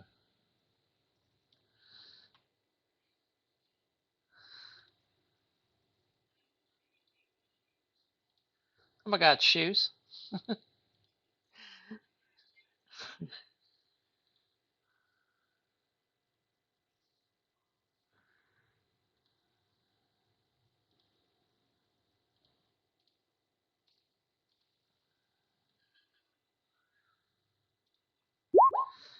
All right. He deals you one wound. Do you want to soak that? All right. Spend a minute and hit the soak button.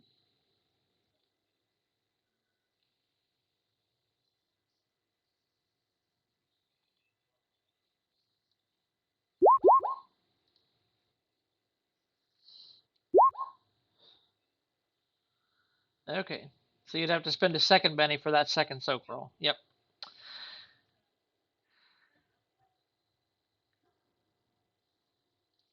Okay. Cool.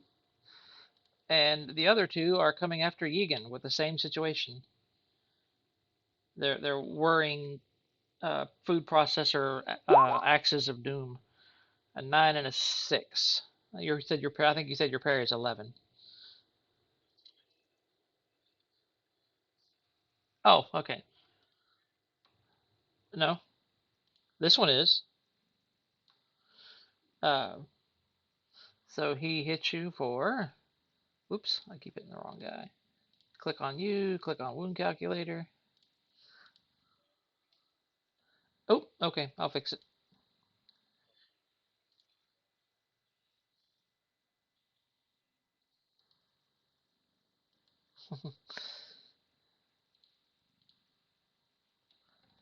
Ten AP2.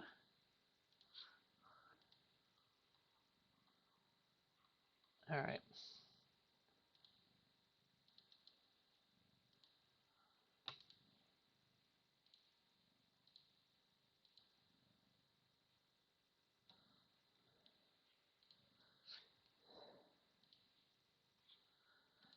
All right. Let me move this guy out of the way. I think he's causing trouble.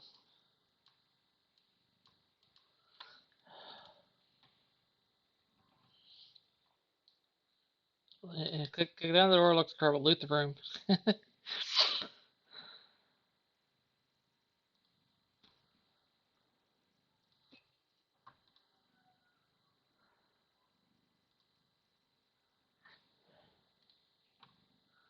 right. I am having trouble, so I'm. Wah. All right. Where was I?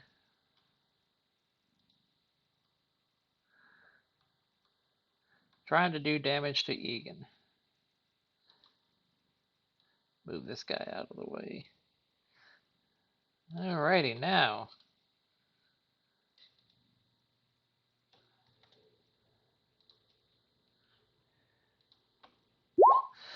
Alrighty, no damage. This guy is going to town on your barrier. And does 8 damage, but it's an object.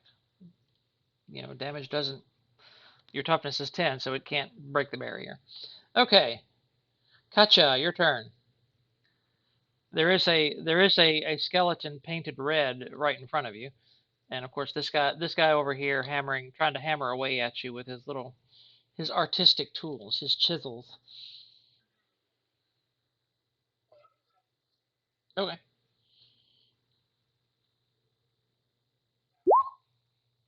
Okay. It is a tis but a skeleton, so a 5 will hit.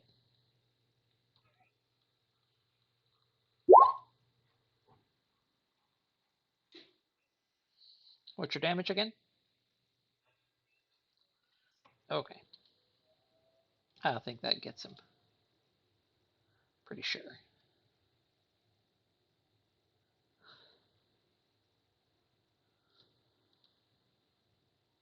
Oh, it shakes him. This is no ordinary skeleton after all.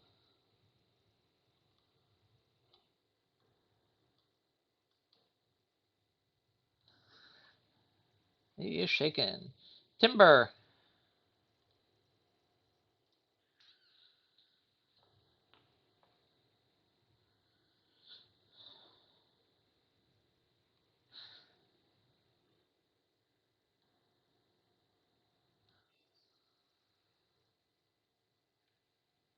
Yes. Player characters have a white outline.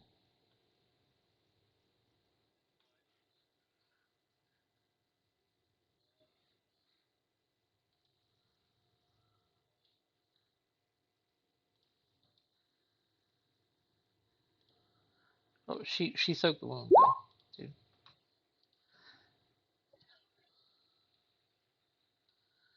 Yeah, it's all right. So there are three bone cobblers and a red painted animated skeleton statue.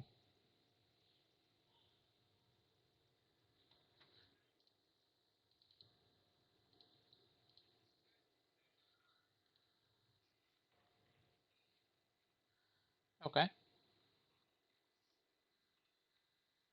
Okay. Okay.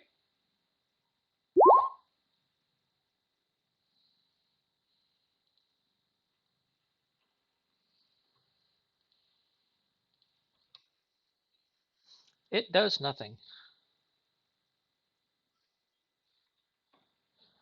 Remember, these aren't skeletons. These are statues made of skeletons. They're constructs.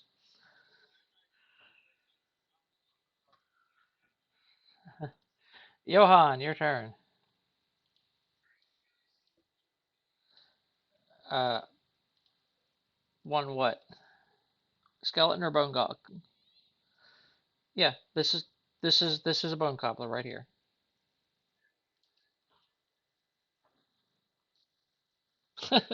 Okay, I'm glad you said boulder.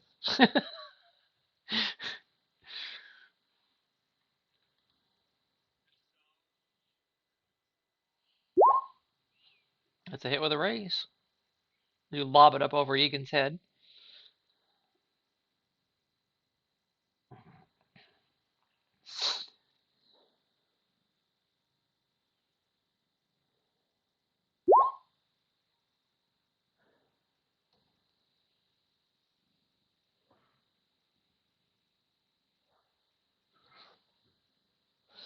Oh,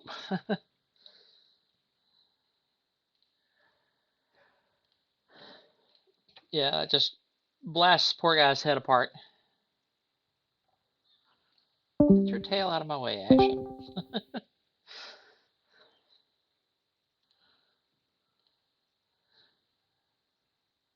Alrighty. Who is next on the list? Malekith. Oh, you've already gone. I think that was the end of the round then. No, there's a bunch of. Yeah, you already went. Katra went. Timber went. Okay. My yeah, things are all screwed up. Yeah. Uh yeah, you can go now if you want. That's fine.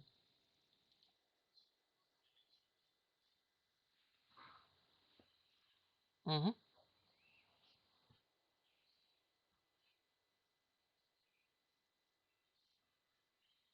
Okay.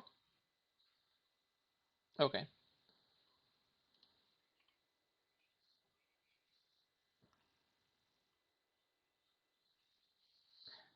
Yeah.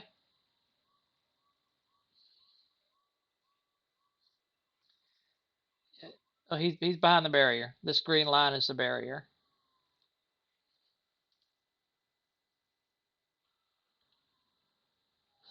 So yeah. You have a skeleton construct here, and then of course two bone cobblers. One of them is attacking Katil. Yeah, that one right here. Alrighty, go ahead and shoot it. Oh, okay. Okay. That'll hit, not with a raise.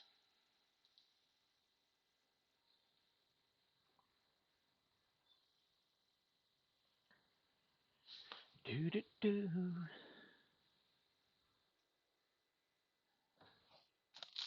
Yeah.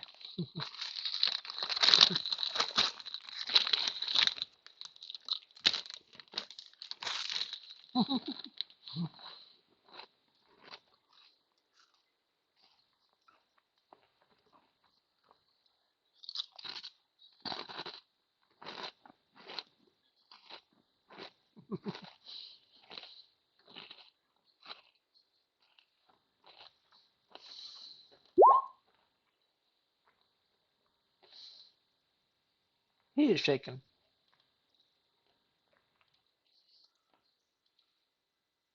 No, the skeleton is shaken.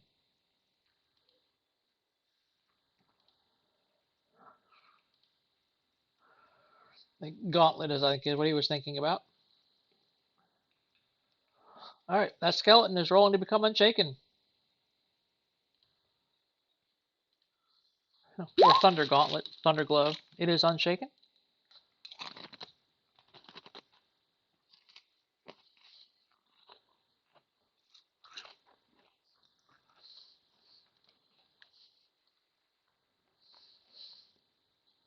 And it makes two claw attacks at you. Swipe, swipe. A 5 and a 3. The 5 will hit you, right? Chris? Oh, she's away.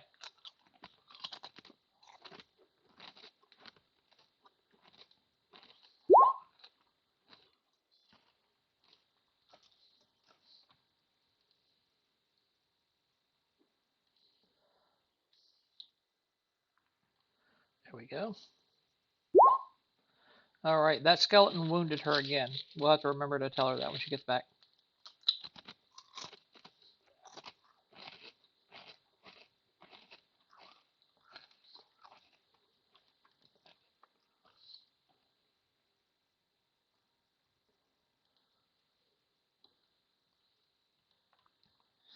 Alrighty.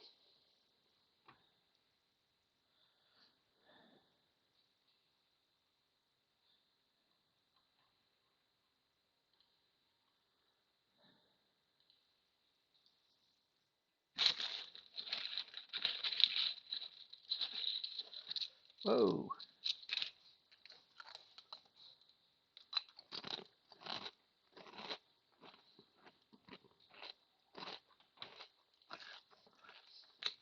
I'm having to reload again. My Firefox is about to crash. It's Friday night. Everyone else is playing.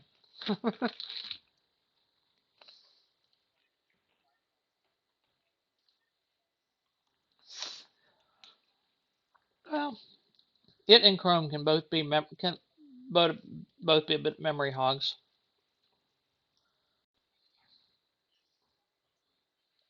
No.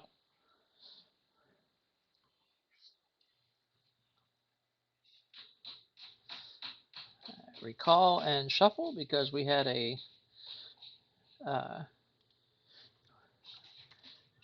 we had a Joker. No, I'm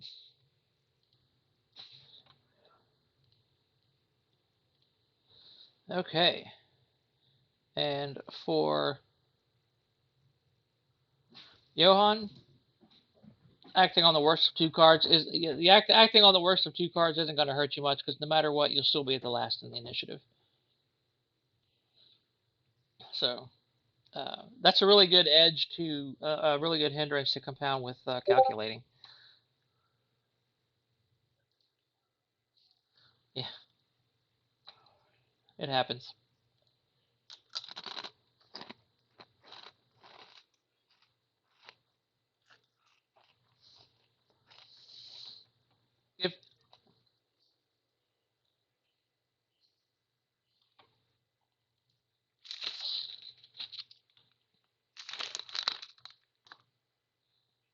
Right.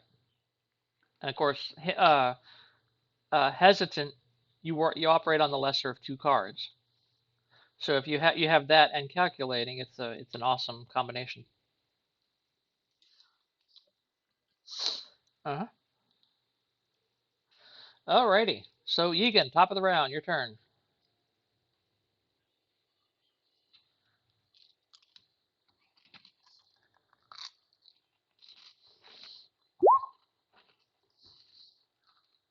This is a different wound, Bob. Pay attention. Keep up.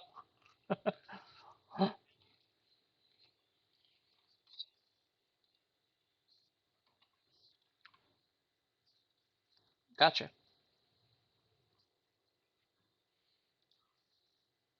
Okay.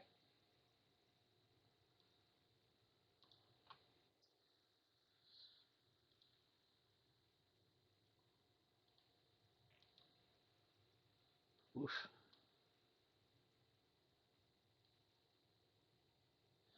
This guy.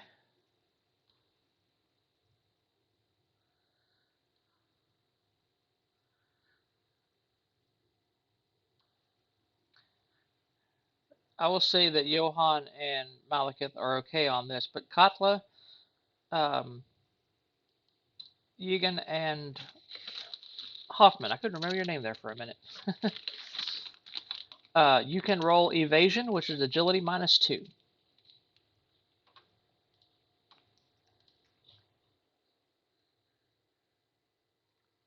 Yeah. No. So this is a area effect. It goes around cover basically. It's its breath weapon.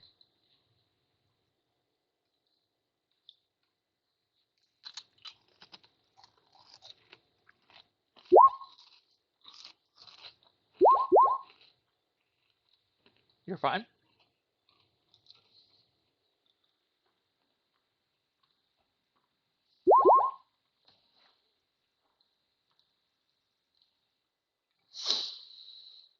Okay.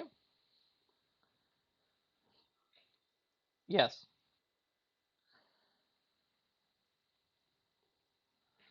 Okay.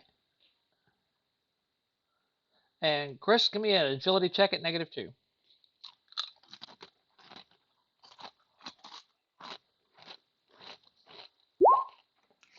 You're fine.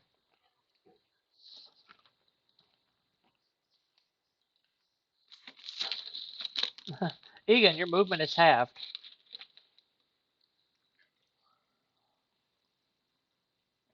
This one moves up and comes at you with his hammers, with his frenzies. Whap, whap, whap. No, it's basically tapping out a drum solo on your shield. Timber, your turn.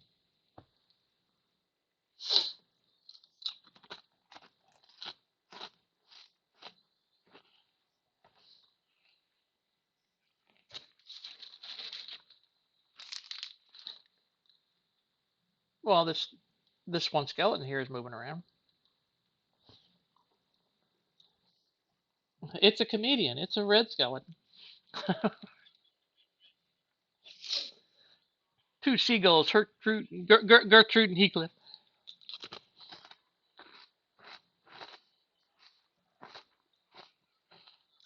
Nope, it's a construct. It's a construct. It's a statue that just happens to be made out of bone. It is not a skeleton. At least as far as monsters go. Okay. Nope. I told you that when you made the roll.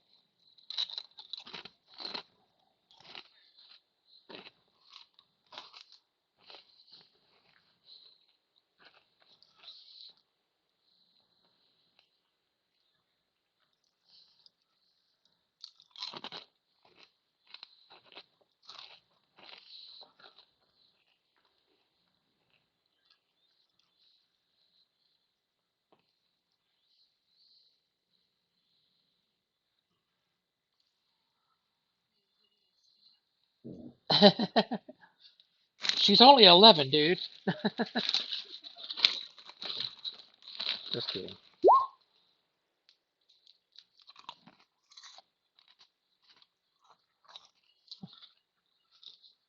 Oh, you have your major. You have minor. Minor young, don't you? You should have another Benny. There you go.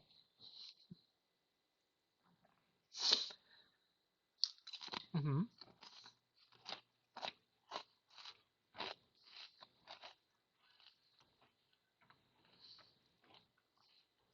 There you go.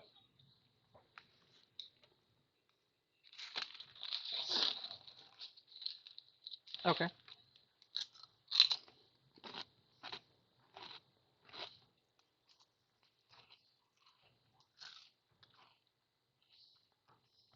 About 20 feet here.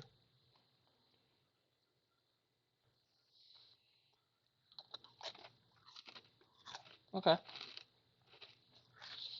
Godfly, your turn. Yep. No, Godfly, Chris's turn. You're last.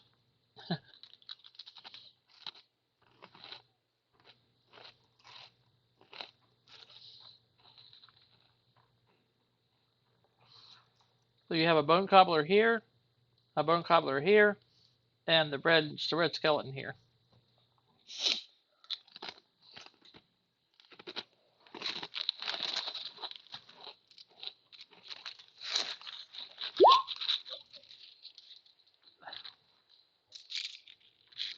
The skeleton.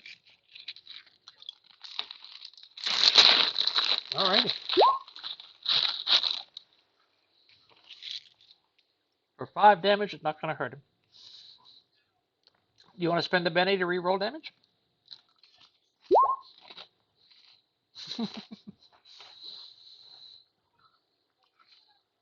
You've got 4 Bennies, so there you go.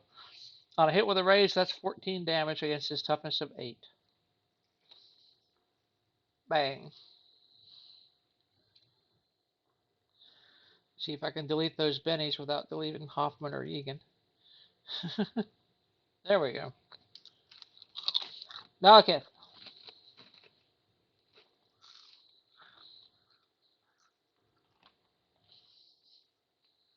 Okay.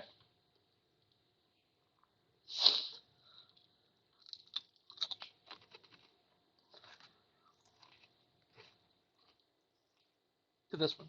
You hit this guy.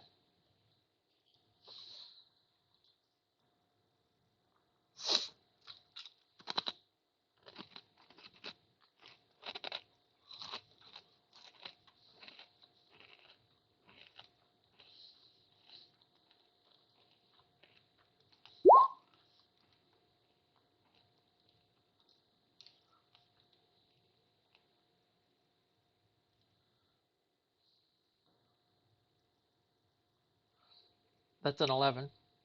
Oh, well. Yeah. Well, that's yeah, that's an 11.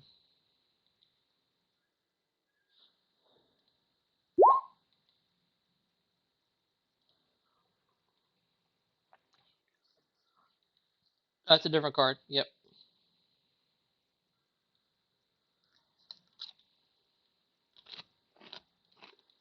All right. Yep, it did. Bang. I'm moving you out of the way for a minute, Bob. Trying to fix this turn order nonsense.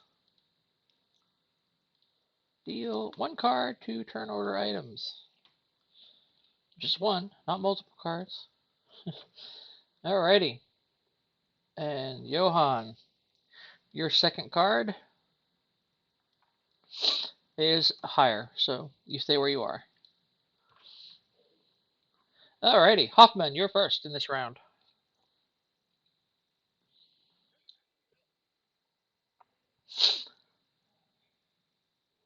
Huh? What? Um. Oh. Okay. Go ahead. Sorry, my bad. Take your turn from. Yeah, sure, that's fine. And Johan.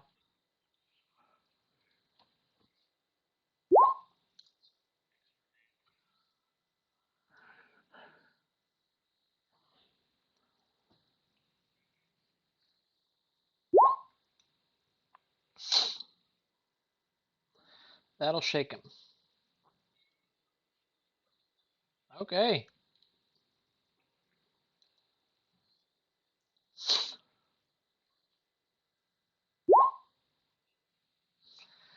Alrighty.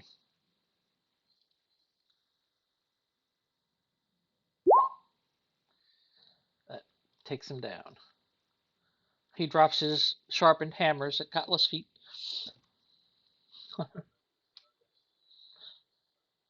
Yep. And Johann. Yes.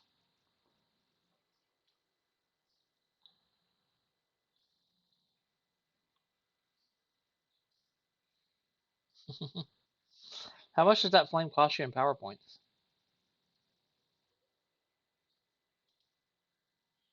Okay, sure. Timber, your turn.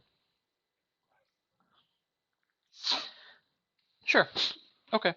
You can fly up and over the barrier because I don't think it would reach the entire 20-foot ceiling. If you wanted to see what's going on the other side.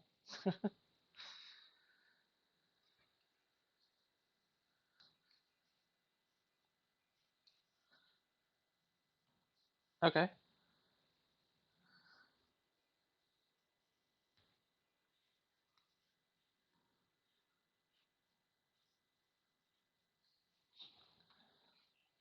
Well, you should be able to see.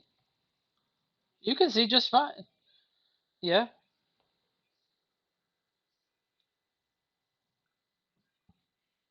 you can see this guy just fine.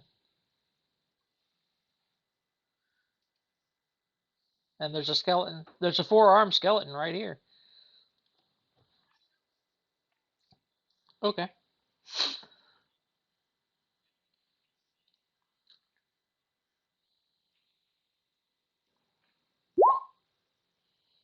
You hit it. His toughness is 8. Yeah, your little toothpick-sized arrow just lodges in one of his ribs. Back to Katla. There's no enemies in front of you right now. They're all behind the barrier, which would be coming down soon unless Egan maintains it. Uh, Probably 15 feet. That sound good? That's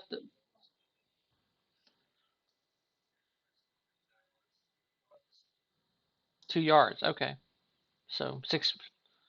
Yeah. Oh wow. Okay.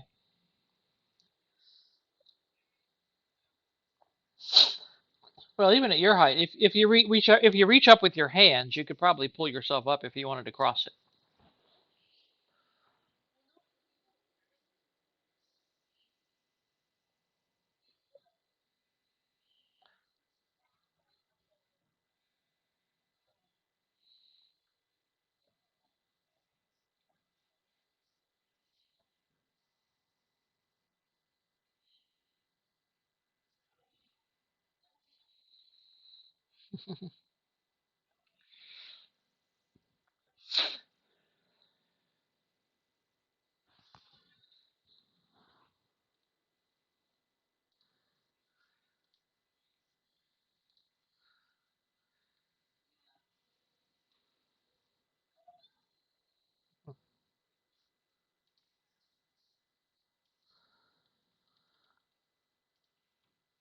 There does seem to be only one left.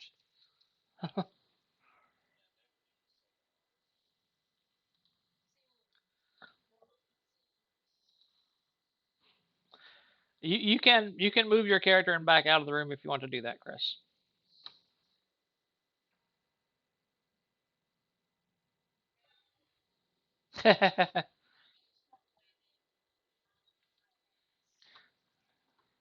That loyal hindrance kicks in again.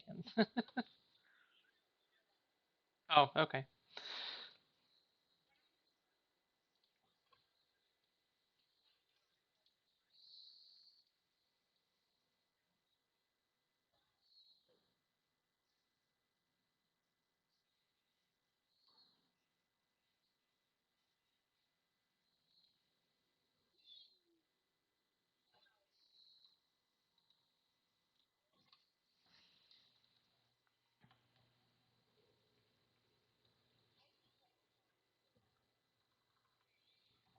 Okay, athletics check.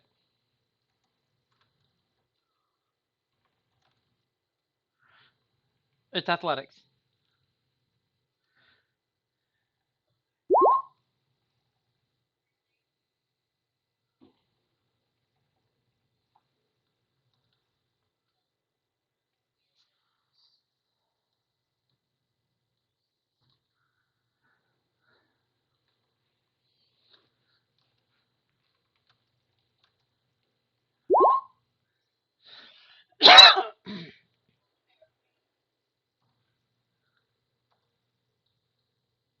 Okay, you climb the barricade.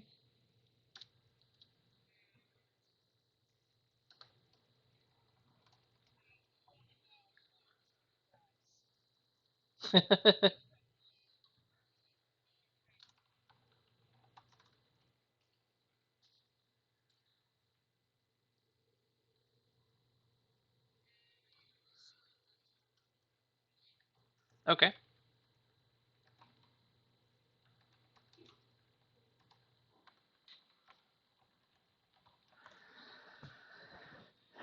Yeah, movement and climbing and that kind of thing. Okay. Um, the bone cobbler does the same. He is going to climb. He's doing multi-action. He's going to climb and attack. So he climbs. He, he doesn't climb. Malekith, your turn. Even if you do your run by and shoot, you won't have a target because this guy is behind the wall.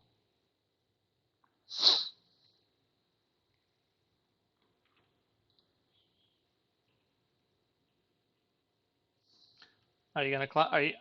Are you gonna climb? You have to climb the wall. That would be an athletics check, and that would be the end of your turn. Unless you want to do multi-action. This green line here is a barrier. That's the barrier spell that Yegan put up.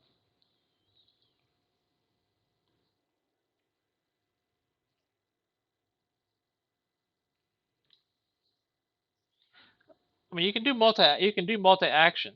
You can move in there, climb the wall, and shoot. It's just that your climbing and shooting will be penalized by +2 each, or -2 each. Okay.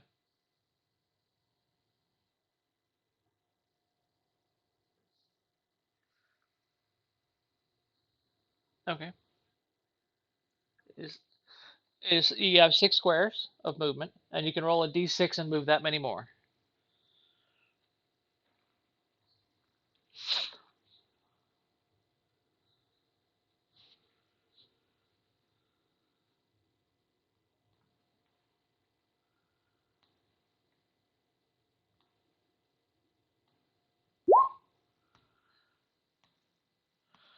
So you jog down the hallway.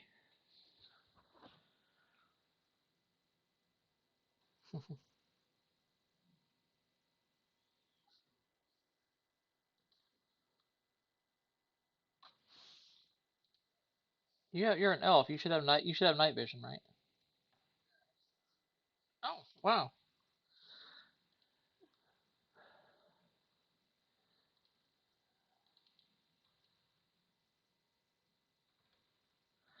Alrighty, hang on.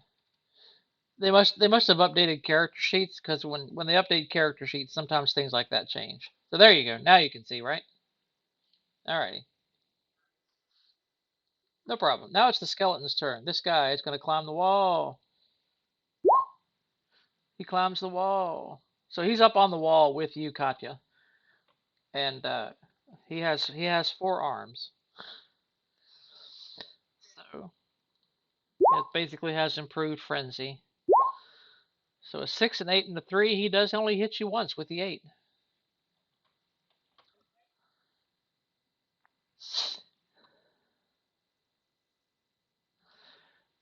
Doing a whopping 4 points of damage.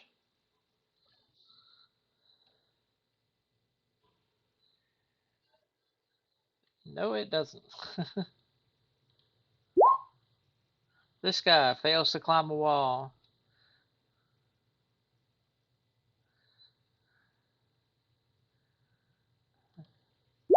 They're skeleton statues. They're not supposed to climb. This one climbs up the wall. Well, not that one. Send it back.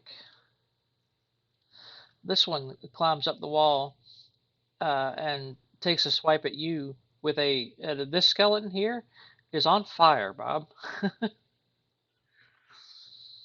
um, so it takes a swipe at you with a flaming scimitar. Man, I could not roll for. I mean, my dice. That's what they do, and that's about all they can do right now. Johan, your turn. Oh darn, gosh.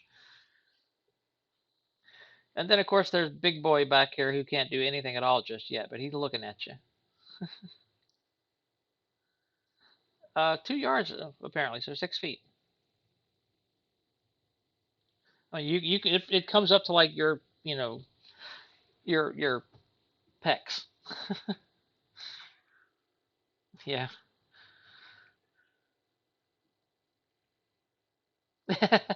Yeah, you volleyball your boulder onto that forearm skeleton. Okay. Alrighty.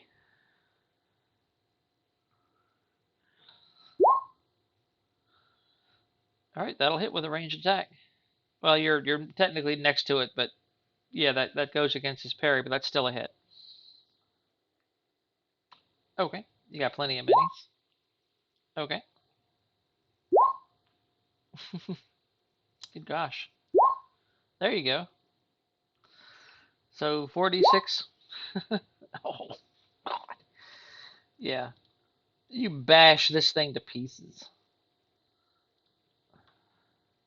Yagan.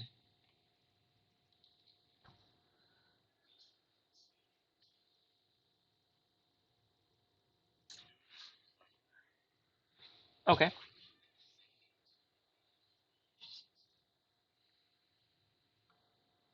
Yeah, I think it lasts to 5 rounds. I don't know, but we can.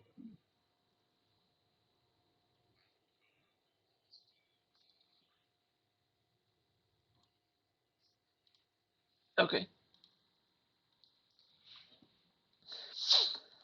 All right.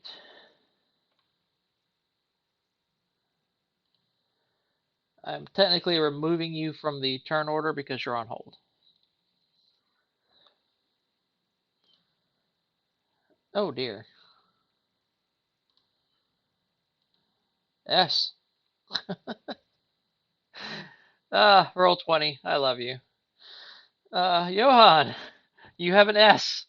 Let me draw your other card here. I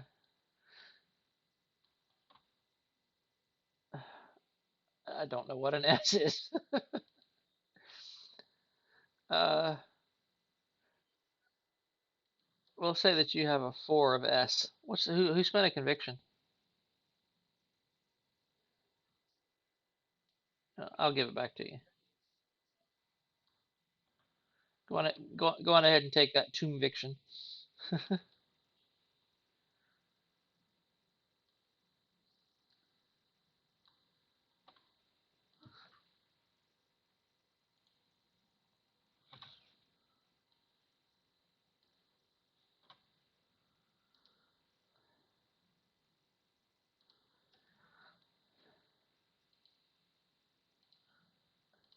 There. I gave you your conviction back. So Johan, your S. What do you do?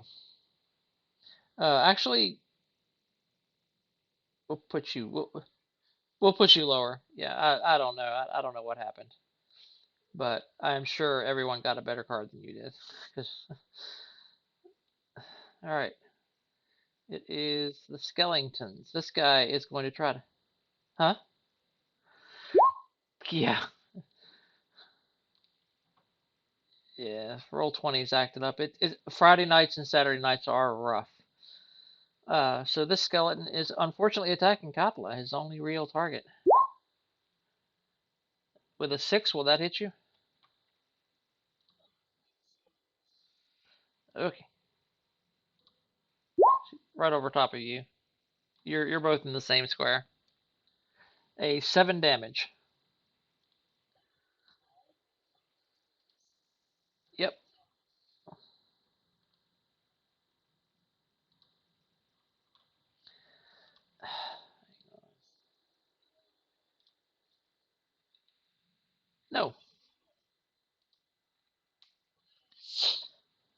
Okay.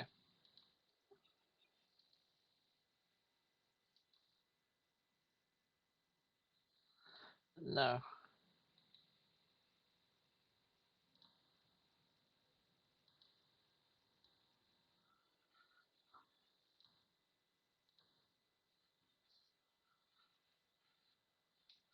Yeah.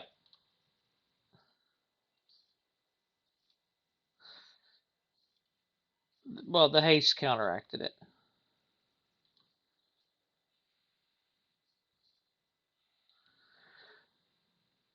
Yes.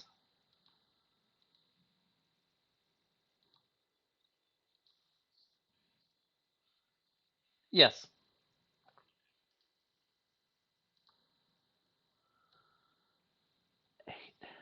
Trying to get the damage. What in the world?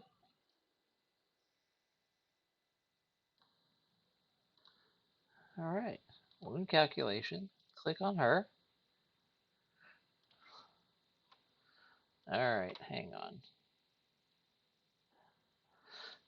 I like Roll20, but I hate Roll20. Your toughness is filled in. Why is it not giving me the option for my macro? 10 AP, nothing. All right. What's your toughness? That's another. That's another wound. Right. No, wait. You're 10. Yeah, I did 10 damage. You have a 6 toughness. That's a wound. Are you going to try to soak it, or are you going to wait for one of the clerics in the party to heal you? Okay. Okay. Roll your go off, hold, and heal. All right, your wound is fixed. Malekith, your turn.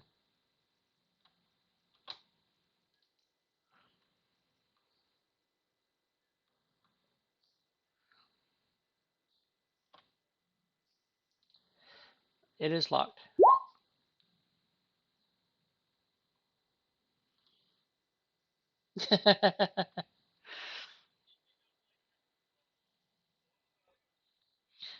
Do you have thiever? Do you have the thievery skill?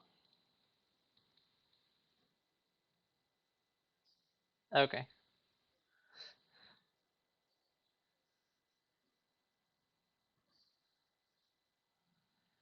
Oh, you can try to kick the door. Yeah. I don't think an arrow shooting an arrow at it won't do much, but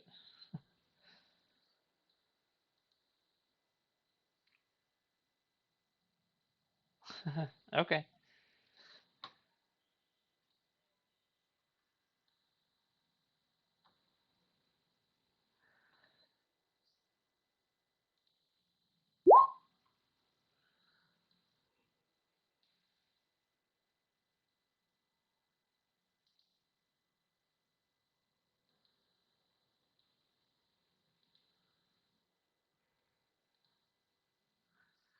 All right. This guy leaps over the wall and takes his 2 shots with his sharpened hammers on Johann.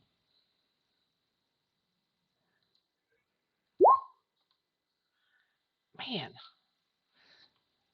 the dice are on your side tonight. Katla,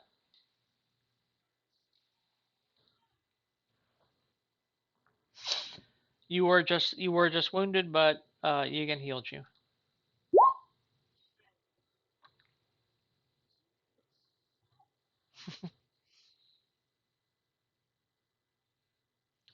Yep. Yep. So you can shoot again if you want.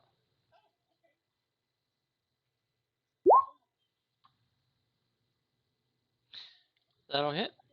You can roll damage. 7 points. Their toughness is 8. Unfortunately, that doesn't hurt him. Timber.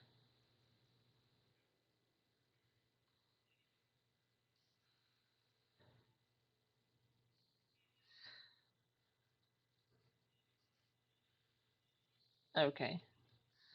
So Flamio Hotman. That's his name now. He misses. He's Missio Slowman.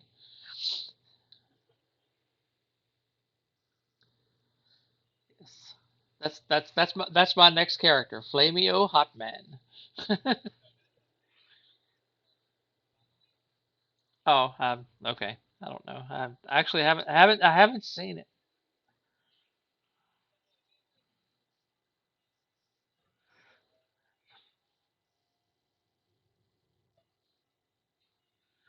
Okay. When you fly back, what do you do, Bob? Okay. Okay. Yes, you do.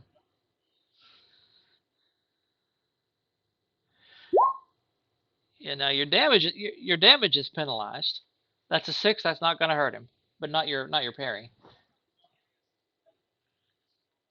Why a 7? Oh, that's right. Yep. Yep. Yo, Johan, your turn. Nope. Their toughness is 8.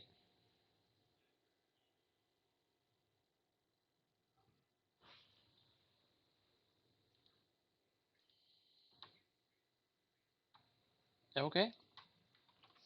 Wail away.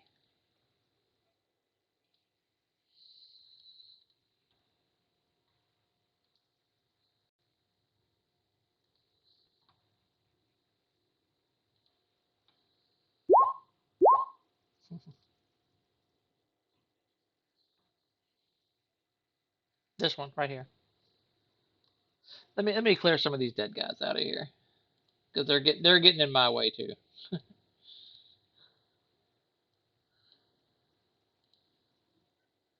A 5 does not hit.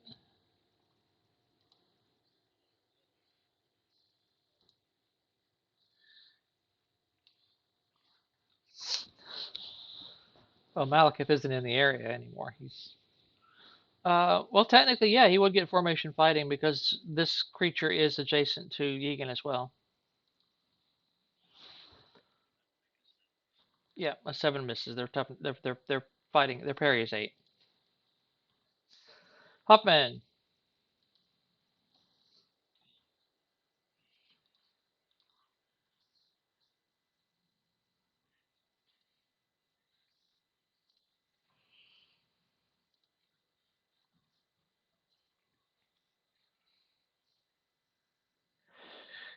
Uh, yeah, because it's you basically.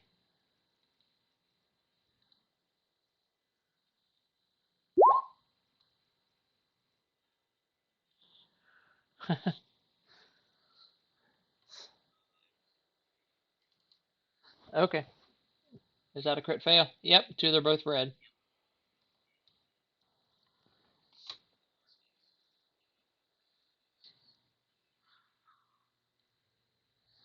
Well, has everyone gone then? Okay, we'll make sure. Yep, you're all s'd up. You got a 10 as your second card. Anders, okay, and Yegan, you got a 6 of hearts.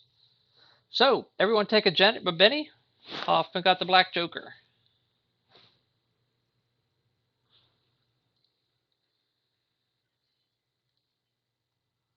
Okay.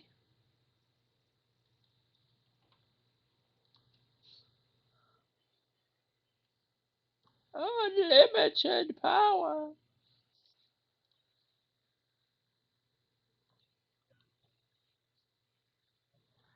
You'll have to do it later, yeah,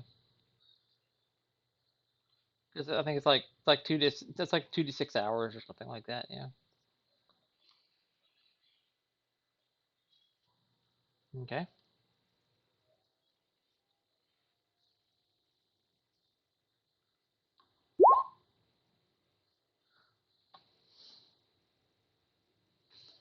Yeah, this guy is on the other side of the barrier, so yeah.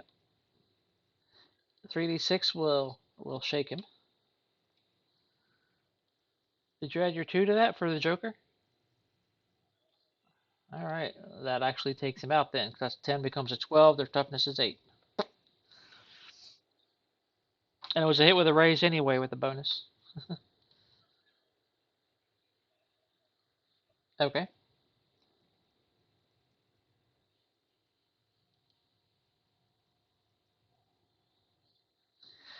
All right, so there's only one bone cobbler left, and Big Boy down here that you haven't really done much with. Katla,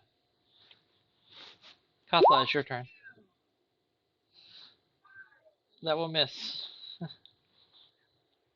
Okay, that will miss.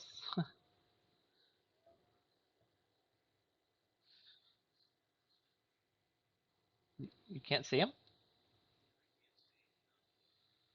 She's right here.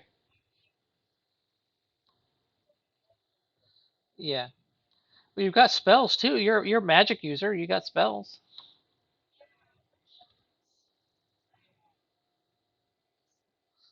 Oh well. You,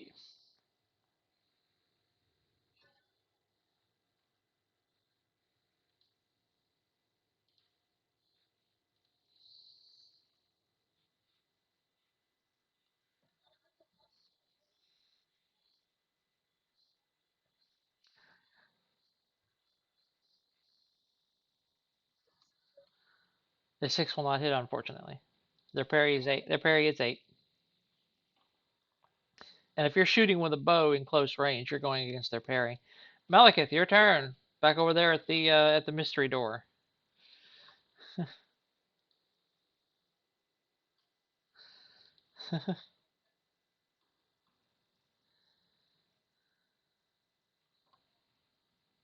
That's all right.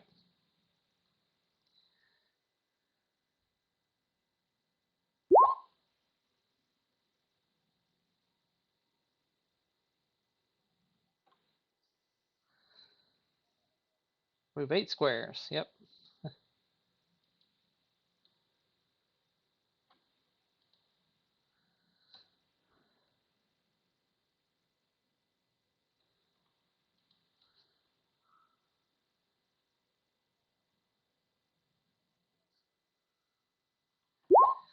All right.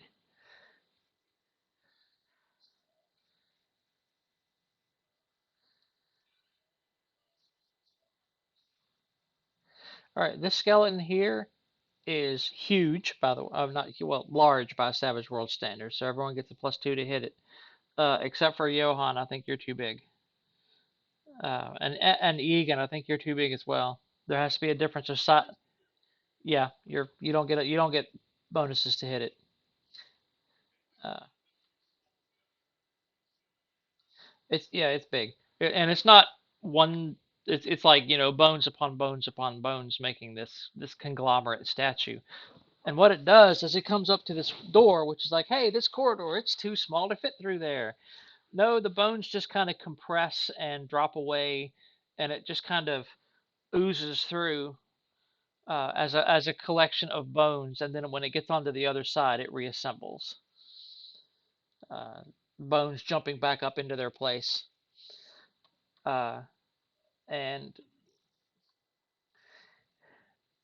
it basically is tall enough to strike over the wall, so it is going to strike at Johan.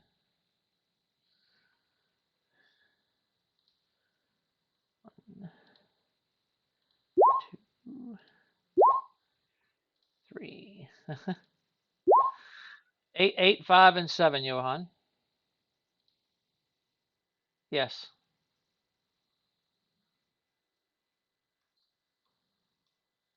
Well, not the 5, right? Yeah. Okay.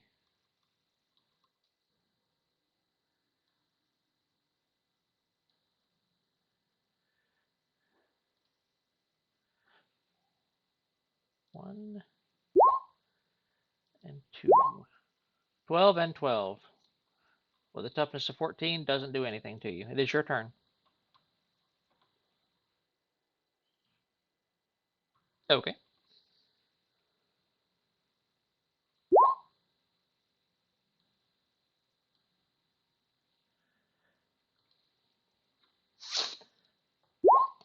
Uh, it resists being pulled over the. It does not resist being pulled over the wall. So you blap. You throw him over here. Egan, is your turn.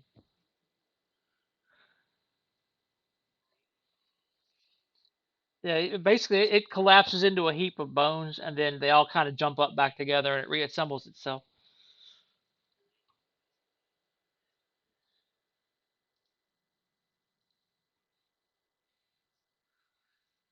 Okay,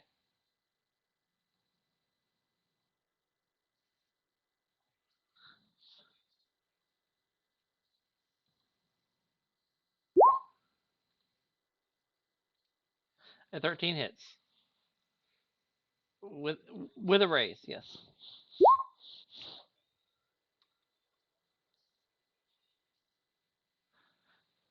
Okay,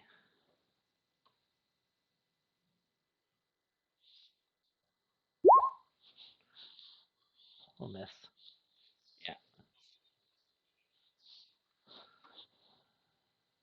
Okay. Uh, its parry is 7. Yep. Okay, 11 and 13. 16 and 13. Okay. So the 16 uh will shake it. And and the 13 will shake it. Okay. His toughness is 12, by the way. I will spend one of his wild card bennies because this is a wild card skeleton construct thing.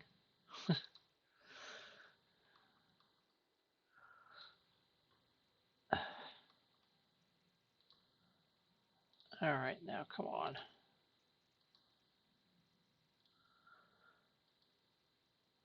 220 is being a pain in the butt tonight. There we go. All right, Timber, your turn.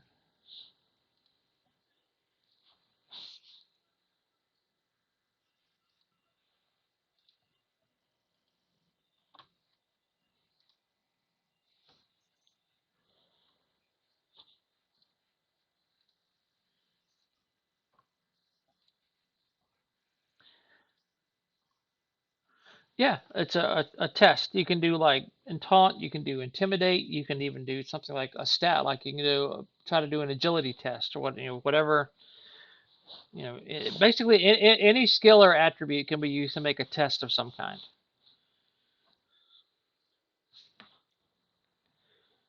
Yeah. Hmm.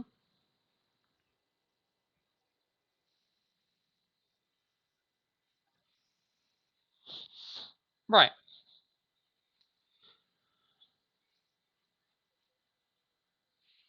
Okay. Uh, Probably. I mean, usually stats are only used to resist, so this sounds more like something that might be athletics. Okay. All right. That's a 9. It resists with its agility, since you're specifically calling out as an agility test. All right. You succeed with a raise. Okay. If you look at the little what we call the hamburger menu in the top right next to the gear. Okay. Scroll down till you see rollable tables, and one of them should be creative combat. Yep. Do you see it? All the way down at the very bottom should be creative combat. Click on roll. Yes. Okay. The foe is shaken. Um, and I think you can choose. I think it's distracted and vulnerable because you got a raise.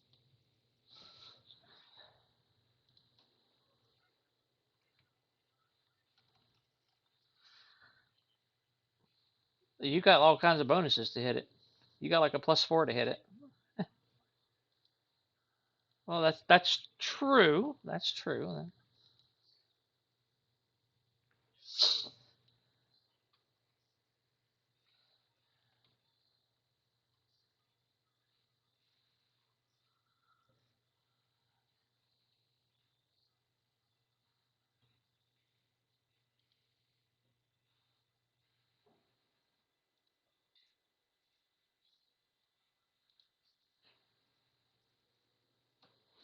Not a construct.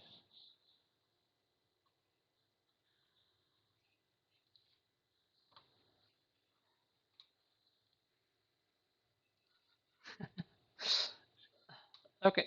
Johan, your turn. There is still a bone guard. There's still a bone cobbler in the room, though, right here. Okay.